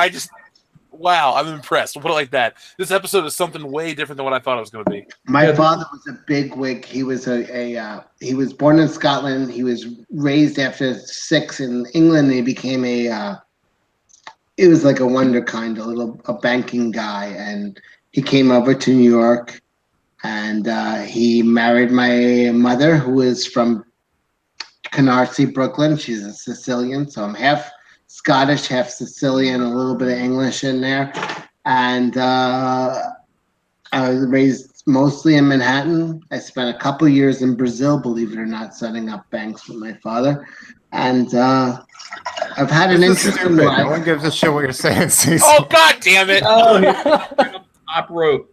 Nurkish, ladies and gentlemen. Is this what the High Council's become? Is just Cecil talking about his boring life stories? No, Yes, it was awesome. dude. You missed the best part of his life. No. The High Council is mostly people paying to insult Cecil. And That it's is great true. because they're paying me to insult Nurkish. Cecil. Where's your picture? I don't see it up on the screen. How drunk are you? I'm pretty fucking drunk. Oh. I drank Jesus 40% Christ. of a bottle tonight. That's good. 40% of a 750-liter bottle. You're having trouble. You're having trouble maintaining the voice a bit, I noticed.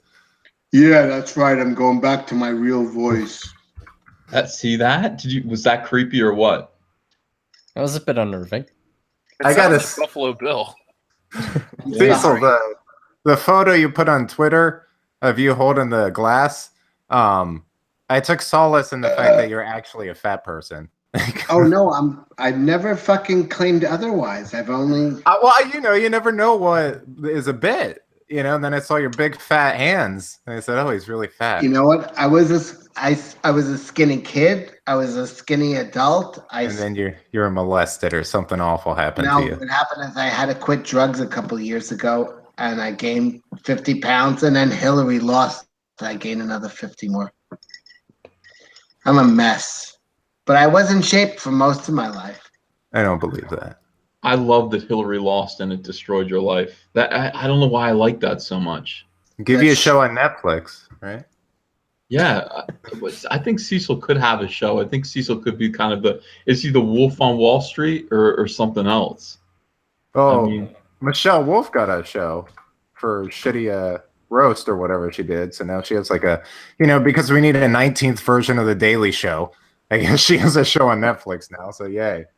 Everyone, by the way, the whole chat is disrupted with like people laughing, and they're so happy that Hillary's losing ruined Cecil's body and life. I mean, this is terrible.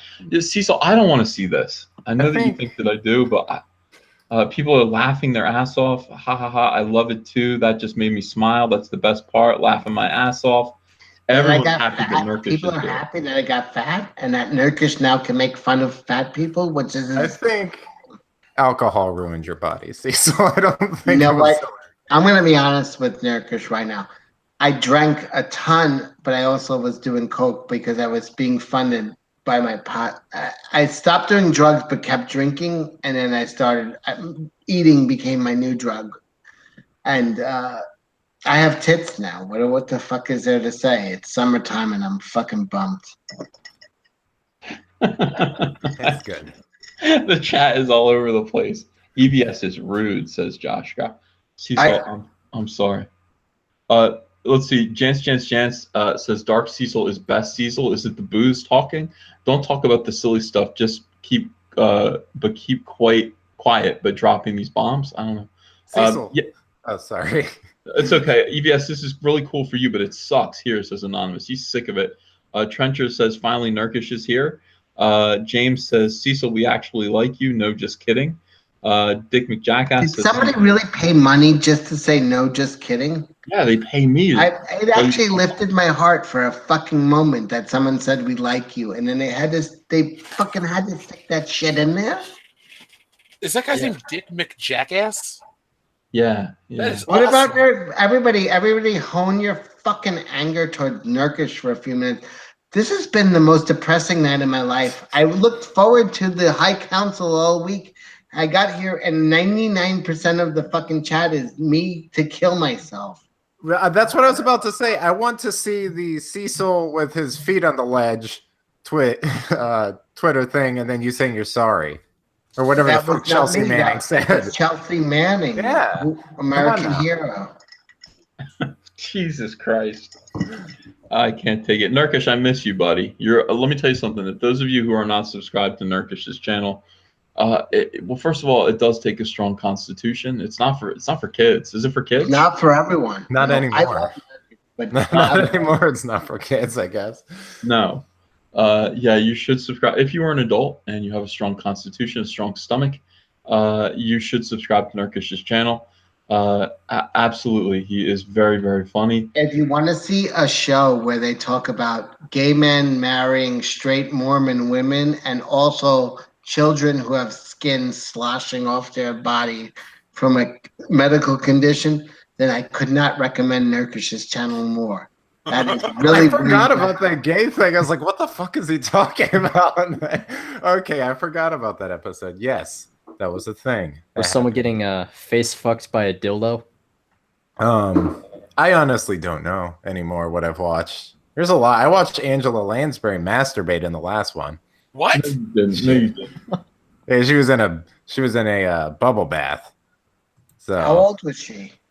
she was. This was like Murder She Wrote era. Ugh. There's a lot of her like. Oh, so she was rubbing still hot. oils. God damn it, Cecil. James S. says, Cecil, I sincerely love you in a non-gay way, so that's going to be a disappointment. How much did And he pay for that? appreciate How all much? of your stories. You're a fascinating individual. How much did he pay for that to tell me? $4.99. $4.99. $4.99. Yeah. Gamer Girl says, don't knock American Hero. That was a great show. You are pissing everyone off, Cecil, in Australia. Xenophagia What says, the fuck did I do to Australia? I don't know. I love Australia. It's a little backwater bullshit continent, but it has less people than Manhattan does on a daily basis. But I love it. I love their backward ways. I love their filthy ways, and I love their hillbilly ways. Do you And hear I what want to compliment the shit out of them if I can. How's your diet going, Ethan? You still on? You still doing your thing? Oh, me? Yeah. Well, no. I started eating cake with both hands. But I am at the gym. I joined a nice gym today. I got a personal trainer. And Is it one of the gym trainers, or is it like a private guy? No. It's one of the guys who works at this big, gigantic gym complex that has everything. It's really nice. It's like a resort. Yeah, we started today. I intend to get in fighting shape. To fight for Star Wars. We're gonna fight Mark Wade. I don't need to get in. Ooh, I'd pay for that. I just wanted to make Fight Cecil Mark feel Wade? bad. That'd be sad. That would Is be there really- gonna be a Boba Fett movie? There is going to be a Boba Fett movie. Is there gonna be a Lando movie? No. Is there gonna be No. a Kenobi movie? Yes. Yes. Yeah. Okay, Yes. so I want to get to the point where everybody has a movie, like that little fucking monster thing sitting on Jabba's tit. I want Salacious him to have a Crumb? movie. I'll watch that. Yeah. They have to. They have no choice, Narkish. They've written themselves into a corner by disgracing and killing all of the original cast, like the people that people care about. And they didn't kill Princess Leia. I mean, God took Princess Leia, but they did kill Mark Hamill's Luke Skywalker and Han Solo, as portrayed by Harrison Ford. All they can do now is just make a movie about a porg. You know, it's You know what? You're looking at everything the wrong way.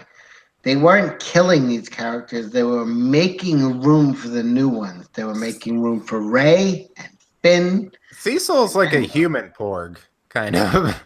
in a You're way, our yeah. porg. If we had merchandise and a fat little thing, you would be our porg. I agree with that. Actually, when you said that, I was like, oh my God, Now yeah. that Nurkish is here, it's like a live action hate. Draw. See, or Ethan, you could do this. Draw Cecil as a porg, and then make shirts with it.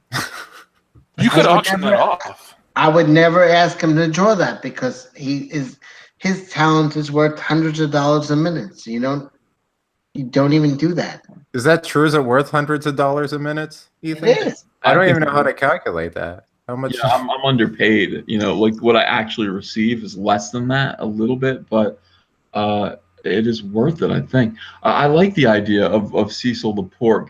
When you said that, I pictured a Porg speaking in Cecil's voice, and I was like, holy shit, you're right. You're always right. That happen, Ethan. Can I just explain something? First of all, that's the stupidest idea Nurkish ever came up with, and it's a person who only comes up with stupid ideas. And So dumb. Why would you say there's that? no reason to draw me at all. If any, you don't even know what I look like. I feel like we kind of know based on your I hand. feel like just even you're fucking thinking about it, you're pretty on the ball. I think you know what it is. It's not good.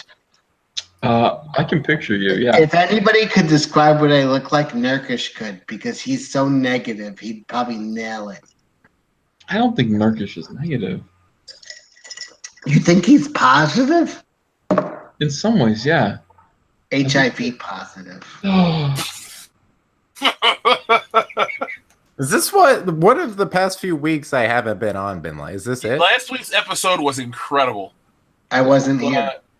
I you lost were. my temper last week. I was there. Was I there last Yeah, week? you were That was there. the whistling nose hair episode, dude. Oh, yes. Yeah. People have been Ethan was a messaging me total all week. asshole.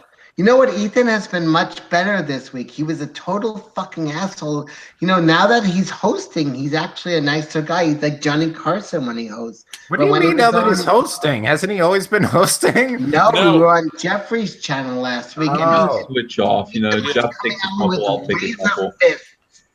He was like knife hand. Yeah, I don't know what you mean. I think I'm always this way, but like I might have lost my temper last week. You're the And calmest man in comics.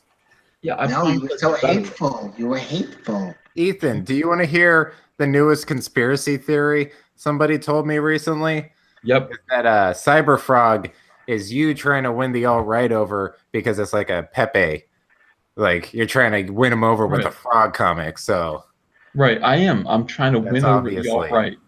That's what I'm hoping for. Absolutely. And yeah, he's Pepe in armor. Of that's course. what you wanted. You wanted to go for something that was dated. You always do like a 2 or 3 year old meme.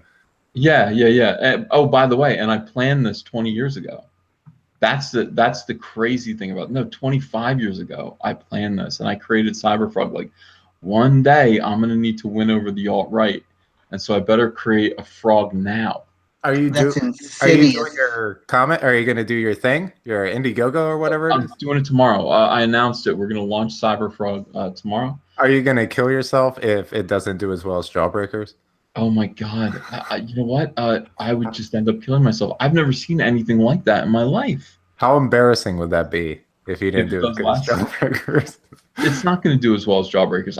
Which is like it's ironic because you could probably sell individual pieces of art that would make a good amount of money, but if you put them all in a comic for some reason, it wouldn't do as well. they're as not worth Jawbreakers. anything. No, I mean, look. Here's the thing. Like, in order for me to do as well as Jawbreakers, I would have to come out there and say "fuck Mark Waid" every single day. Like, if you hate Mark Waid, give me $25. Why would Don't I you have never his hate phone Mark number? Waid? Who? Mark Waid? Mhm. Yeah, absolutely. Just call him up on the phone, record it, tell him to fuck off, and there you get your money. People will be freaking out. Oh my God, like record it and then play it for people? Yeah, just like call all these people that you have connections with, tell them to fuck off over the air, and you'll make $500,000. Wow. Yeah, if I could make $500,000, that would be extraordinary. I'm not expecting it though. I just want to make a comic book. I'm not out to kind of make $1,000,000 like Zach is. Zach did really, really well, and he earned it. He went through a lot of nonsense for that money. I Is don't he able know. to sell it though? I thought a lot of people were denying the Yeah, sale of it well, in their stores. this is the thing. I mean, honestly, you know, this is SJWs have mobilized to basically deny access to him to be able to publish, because what they'll do is they'll find out who your publisher is, and then they'll call. They all have these secret little clubs, and they call and they threaten that person incessantly until they're scared, and then they just go, okay, okay, I won't do it. So basically, they think that they've won because Richard can't solicit his comic book and publish it with. Listen, this is how stupid they are. It's like, look, he's already made $1/3 of $1 million on a single comic book. All he really needs to do is print it and just send the 6,000 copies. It's not a big. It'll take a month to ship 6,000 copies out to people. It's worth it. It's $1/3 of $1 million. You want to ship comics for $1/3 of $1 million for a month?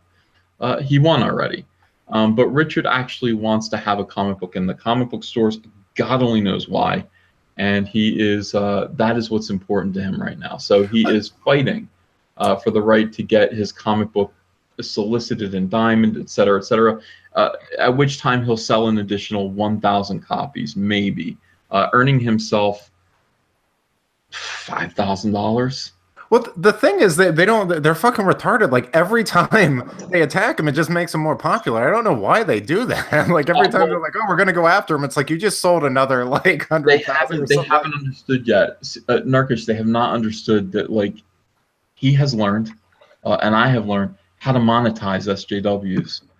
We hitch them up. We hitch them up like pack mules. All they have to do is be themselves and act like jerks. And we just say, hey, we're not them. And then we make a lot of money, and that is the key to everything. They still haven't figured it out. Well, it's not even that Trump does that. It's just they shoot themselves in the foot almost with anybody. I think people are just getting tired of their shit now at this point, to the point where if people start mobilizing against something, rational people are going to be like, I'm going to check this thing out. Yeah. It's like, I hate these people. Everyone hates SJWs. They hate them. I mean, like, with a vicious passion. If you're not an SJW, and by the way, they're a small group of people, a small minority. If you're not an SJW, then you're someone who hates SJWs, and you're someone who says, I'm not an SJW. I'm a Democrat, but I'm not a fucking SJW. And I'm like, I love you. That's awesome. We only hate SJWs. But you get these people after you, and then all you really have to do is just say, "Hey, look at the SJWs. We are not them." It is, you hitch them up like pack mules to a plow, and just make you money hand over fist. And it's what Richard just did. Now Richard's toying with them, I think, by saying that he wants to be in comic stores. He wants to get solicited. He wants to be published. I think he's just messing with them. It doesn't matter at this point. It just he annihilated them with Jawbreakers. He just annihilated them, and I mean, it's like I told him, I said, look, I'm going to do Cyberfrog, and this is the plan. If I can sell 6,000 copies of a prestige format Cyberfrog book, that's terrific. Andrea and I will just sit there. We are going to box them up ourselves for a month, and we're going to hand ship them out. I'm not even going to try. I don't want to solicit this thing. I'm not even going to try. It's not even worth it.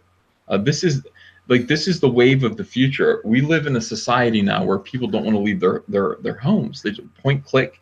They want to have it in their hands in 2 days. There's no reason to do this. Just make it easy. Get the middleman out between you and the customer. Especially, what would the price point be on that? I imagine it'd be a lot lower. I think comics they're too overpriced now. Yeah. For essentially just garbage. But I mean, here's the thing. It is true. But I mean, here's the thing. You can order it straight from me, and it'll come autographed, and maybe with a little sketch in it. It just seems like it would be worth more to do it this way. And I'm telling you right now, we're on the cutting edge. Everybody's going to do it this way soon. Everybody. There is no reason anymore. There's no unless you are Greg Capullo and Scott Snyder, and you're selling 100,000 copies. That's top. That's the top of the mountain right now. Then there is no reason to be trying to work your face off to give your work over to somebody else so that you can get about 3% of the profits. Just do it yourself. Just do it yourself. Comic industry is going to change, and we kind of have to, change or go away. Change. It will. It's going to change in a way that's going to seem like it's going away, but it's going to change. I mean, people don't want to leave their homes anymore. This is the whole thing. The direct market, the way it is now. I don't want to leave my home. He's right. Cecil can barely get out of his home. I mean, he needs a forklift. You got to deliver the comics straight to him. And I want a point and click, and then deliver it to my mailbox, and then have somebody Your read sister's it to me. mailbox, Cecil. Your sister's mailbox, not your mailbox. Not mine. True. So, I mean, this is the thing. This is what we're going to have to do. We're going to have to do, no middlemen between the artist and the consumer. All I have to do is talk you into buying it. Comic books should be an impulse buy. They've always been an impulse purchase. It's not something that you need to get into your car, find a comic shop to do, and then maybe. That's too much work. It is. Hey, here's a comic book with a frog on it. Straight to the Cecil. One click straight to the Cecil. Yeah, it's $15 because it's kind of thick. We got to make comic books bigger so that they're worth shipping. $15. What do I look like? Yeah, just do 2 or 3 issues a year, and then people buy them, and you just ship them straight to their house, and you've made 100% of the profit. It's the future. It's how things are going to be now. And in the meantime, these SJWs can fight over publishers. They can fight and try to deny people access to a dying industry. It's just, it's going to be me and Nurkish leading the way now. You're going to be up there with Wash Day, that comic that the black lady writes about washing their hair. Oh, I hope so. That's Indiegogo. No, that Wanda Sykes. She's Bread and fantastic. Wine. What? Bread and Wine. Oh, right? Bread and Wine. Yeah, that's an old comic though. That's old school self-publishing. Yeah. That's Nurkish is way into comic books. Tell us more about your comic history. What do you love about comics, Nurkish? I like gay ones where they have sex. He's lying. He doesn't like it at all. Like the boys. Cecil, I think it's clear from my channel that I love comic books. Okay?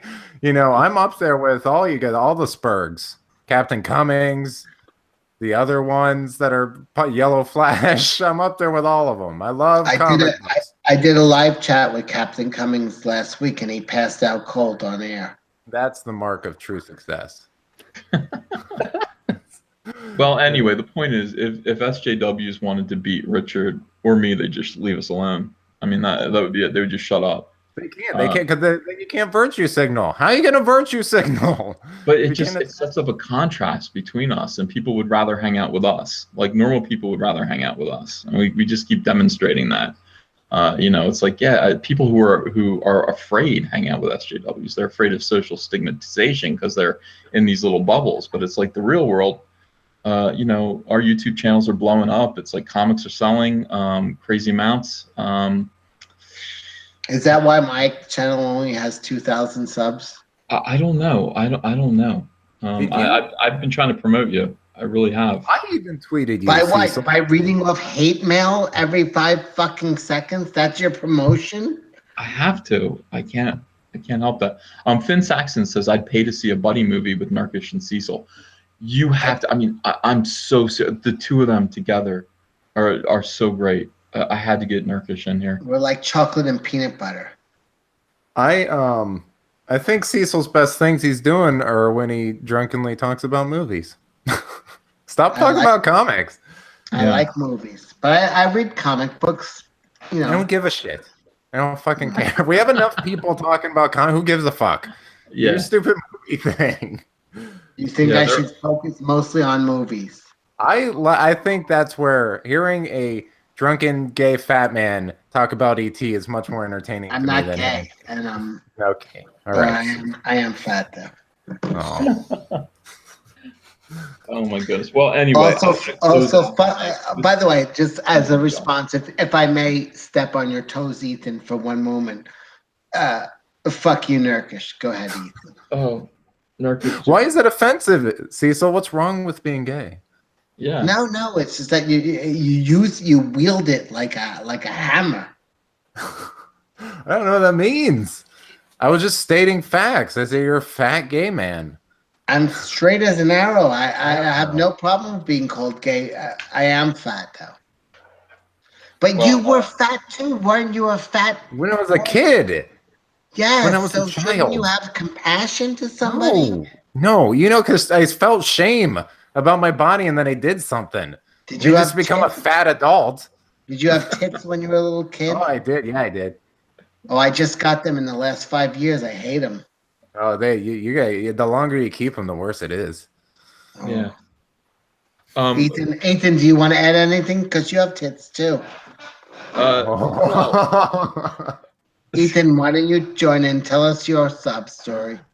About what being fat, I like it. I don't care. I mean, I think the difference between me and you is that I'm really happy to be me. So it's like when I put on weight, I just kind of go, "Hey, Andrew, I'm putting on weight. Maybe let me eat a little while more, and then we'll go to the gym together." And then we do. I mean, I don't even that's want to fine. interject because I think the self-hatred in that comment was so strong that there's Me? tears coming down my cheeks. Yeah, I My do butt like cheek. me. I do actually like me. I have a very healthy attitude about eating and my body and all these things. I like Listen, myself. your I'm aware when I your get. thumbs are supposed to look like fingers, not toes. You're overeating. Well, You that's not definitely have more. that has nothing to do with that has nothing to do with being fat. You have to lower your That's sodium alcoholism, content. You're Cecil. swelling. That's You're not. swelling up. You're swelling. I could see it in your thumbs. You need to That's stop because he with the drank so salt. much alcohol. It's like that kid from Home Improvement that became an alcoholic. Now his I face barely looks like he got drink. stung by a bee. I Tim barely Allen? drink at all.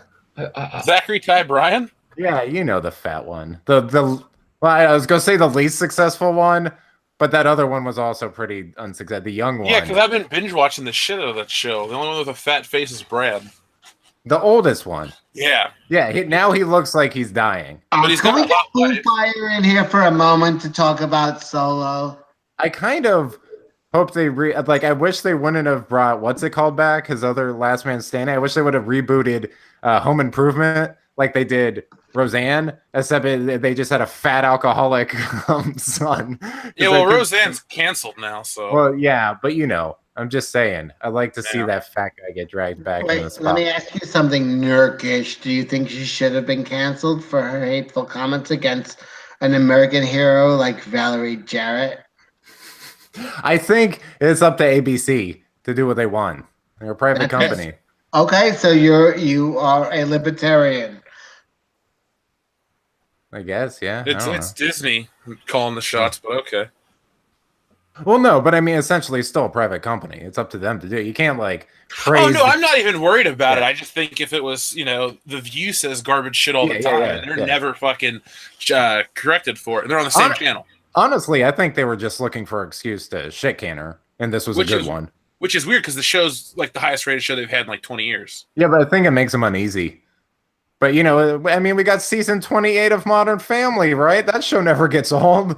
Yay! I've never seen a single episode of it. They're all the same. Don't watch. I don't want to. Because Al Bundy is in it, and he's married to that hot Spanish chick. Sofia Vergara's fine, but I'll never watch that show. You know who she's married to? She's married to Flash Thompson from the Spider-Man with Tobey Maguire. Yeah. Did you watch my video? I did a video on it. Did you watch? Did you watch his video? I need to. Jeff, did you watch his video? Jeff, what are you fucking? Jeff, watch his video. I will watch your video. I've been busy making my own videos. This is why I only have 2,000 subs. Even the people. The only person who watches my video is Nurkish, and he hates my guts. But well, God Cecil, bless you. Let me help you out. I've had a really good week, so I'll watch your video and we'll talk, and I'll get some of my people to come over and watch your stuff. You sound like everybody else who's lied to me. I don't, but I'm not lying because I want to actually hang out with you and hear more of your Wall Street stories. So I'm gonna come out to Chicago. I'm gonna fucking meet you out there. We're gonna do your. You realize the week before we're all gonna be in Chicago, I'm gonna be in New York. So, I can meet you on your home turf, or I can meet you in Chicago. It's your call. No, we'll go. We'll go have a steak. We'll go out to Palms. We'll have a great steak. It's on Ethan. Everybody's been Yeah. passing Cecil around. Have you been on Jeff's show yet? Yeah, weren't you on Thursday night? I came on one night. We chatted for a bit. Some of these seem insane to me. Like, I kind of want to go listen to the Cummings one because I can't imagine what the fuck you two talked about. Oh, you know what? Can I tell you something? If you want to give yourself a 1 hour treat, listen to me on Captain Cummings. He passes out on air. He's great, and he's a good sport because he didn't rip it down and delete it, but he literally. It's a shot at you, Ethan. Cecil, have you ever considered starting a Patreon? Me? Yeah. Yeah, I have a fucking Patreon. I get almost $42 a month. All right. That's good. Ethan said that so like the way is like if his kid gave him some like retarded drawing or something. He's like, oh, that's good. Yeah, they're not going to print this at DC, honey. Listen, I'm not in this game for the money. I'm in for influence. Ethan, is your new comic going to be the popular CalArts style? That's all the rage now. Ooh, that's good. I like the new Thundercats. It's very fun. No, it isn't. It's going to be. No, it's going to fail. That's the thing. You have to be popular. They all need to look like that. Yeah. Oh, it's horrible. It's just so bad. I don't know if it had that style, but it got real violent real fast. I'd probably dig it. I gotta go on ice. If I'm gonna, should I mute or no mute? No, we're gonna end it. It's been 3 hours. It's been 3 hours. I can't take it anymore. Honestly, my eyes suck it. Nargish, thank you for coming. I appreciate you. Wait, are you guys signing off while I'm going to get ice? Absolutely. Is he usually this drunk by the end all the time? Yes. No. I'm barely even drunk. I'm barely drunk. All right. Anyway, Narkish, thank you so much for coming on. I really appreciate it. Narkish, open a live stream. We'll get you some money. This guy's turning down money. I owe you a favor. Jeff at World Class, thank you. Next week, this is you. You got to do this next week. I'll be there, of course, but I mean, you're hosting next week. Yeah, we'll just alternate. Well, that's how it'll work. It'll be the best, most fair way. Yeah, and thank you so much, BooFire191, for joining us tonight. Appreciated your presence. Everyone subscribe to BooFire191. His channel is awesome. It's a great Star Wars channel, very critical, very smart. And I do appreciate you all for being here. Is there anybody else you want to thank? I heard you thank a lot of people tonight. Hey, BooFire, before you log off today, either like follow us on Twitter or something so we can stay in contact because I want to have you on our show. Oh, cool. Yeah, I can do that. I do want to state thank you for having me on. It was fun. Oh, we love you. We love you. Did you know Cecil was going to be on? I was was that a wrench where you're like, I'm gonna go talk about some Star Wars, and then there's just this like fat drunk guy on there that doesn't talk about anything? Wait, I didn't come on till after 10 o'clock. They started. Oh, okay. So they actually had serious conversations. I wasn't sure if he came on ready to talk about stuff, and then. But I just want to see where Ethan is going. He thanked Nurkish, then he thanked Jeff, then he thanked BooFire. But I'm noticing he's not thanking somebody. There's somebody here. Whoa. Thank you, God. Thank you, Jesus. You already read the super chat. You guys have a great night. And okay, so we're going to end this. I will talk to you all. We'll do this again next week. Okay. He means to thank. Thanks, chat. Bye-bye.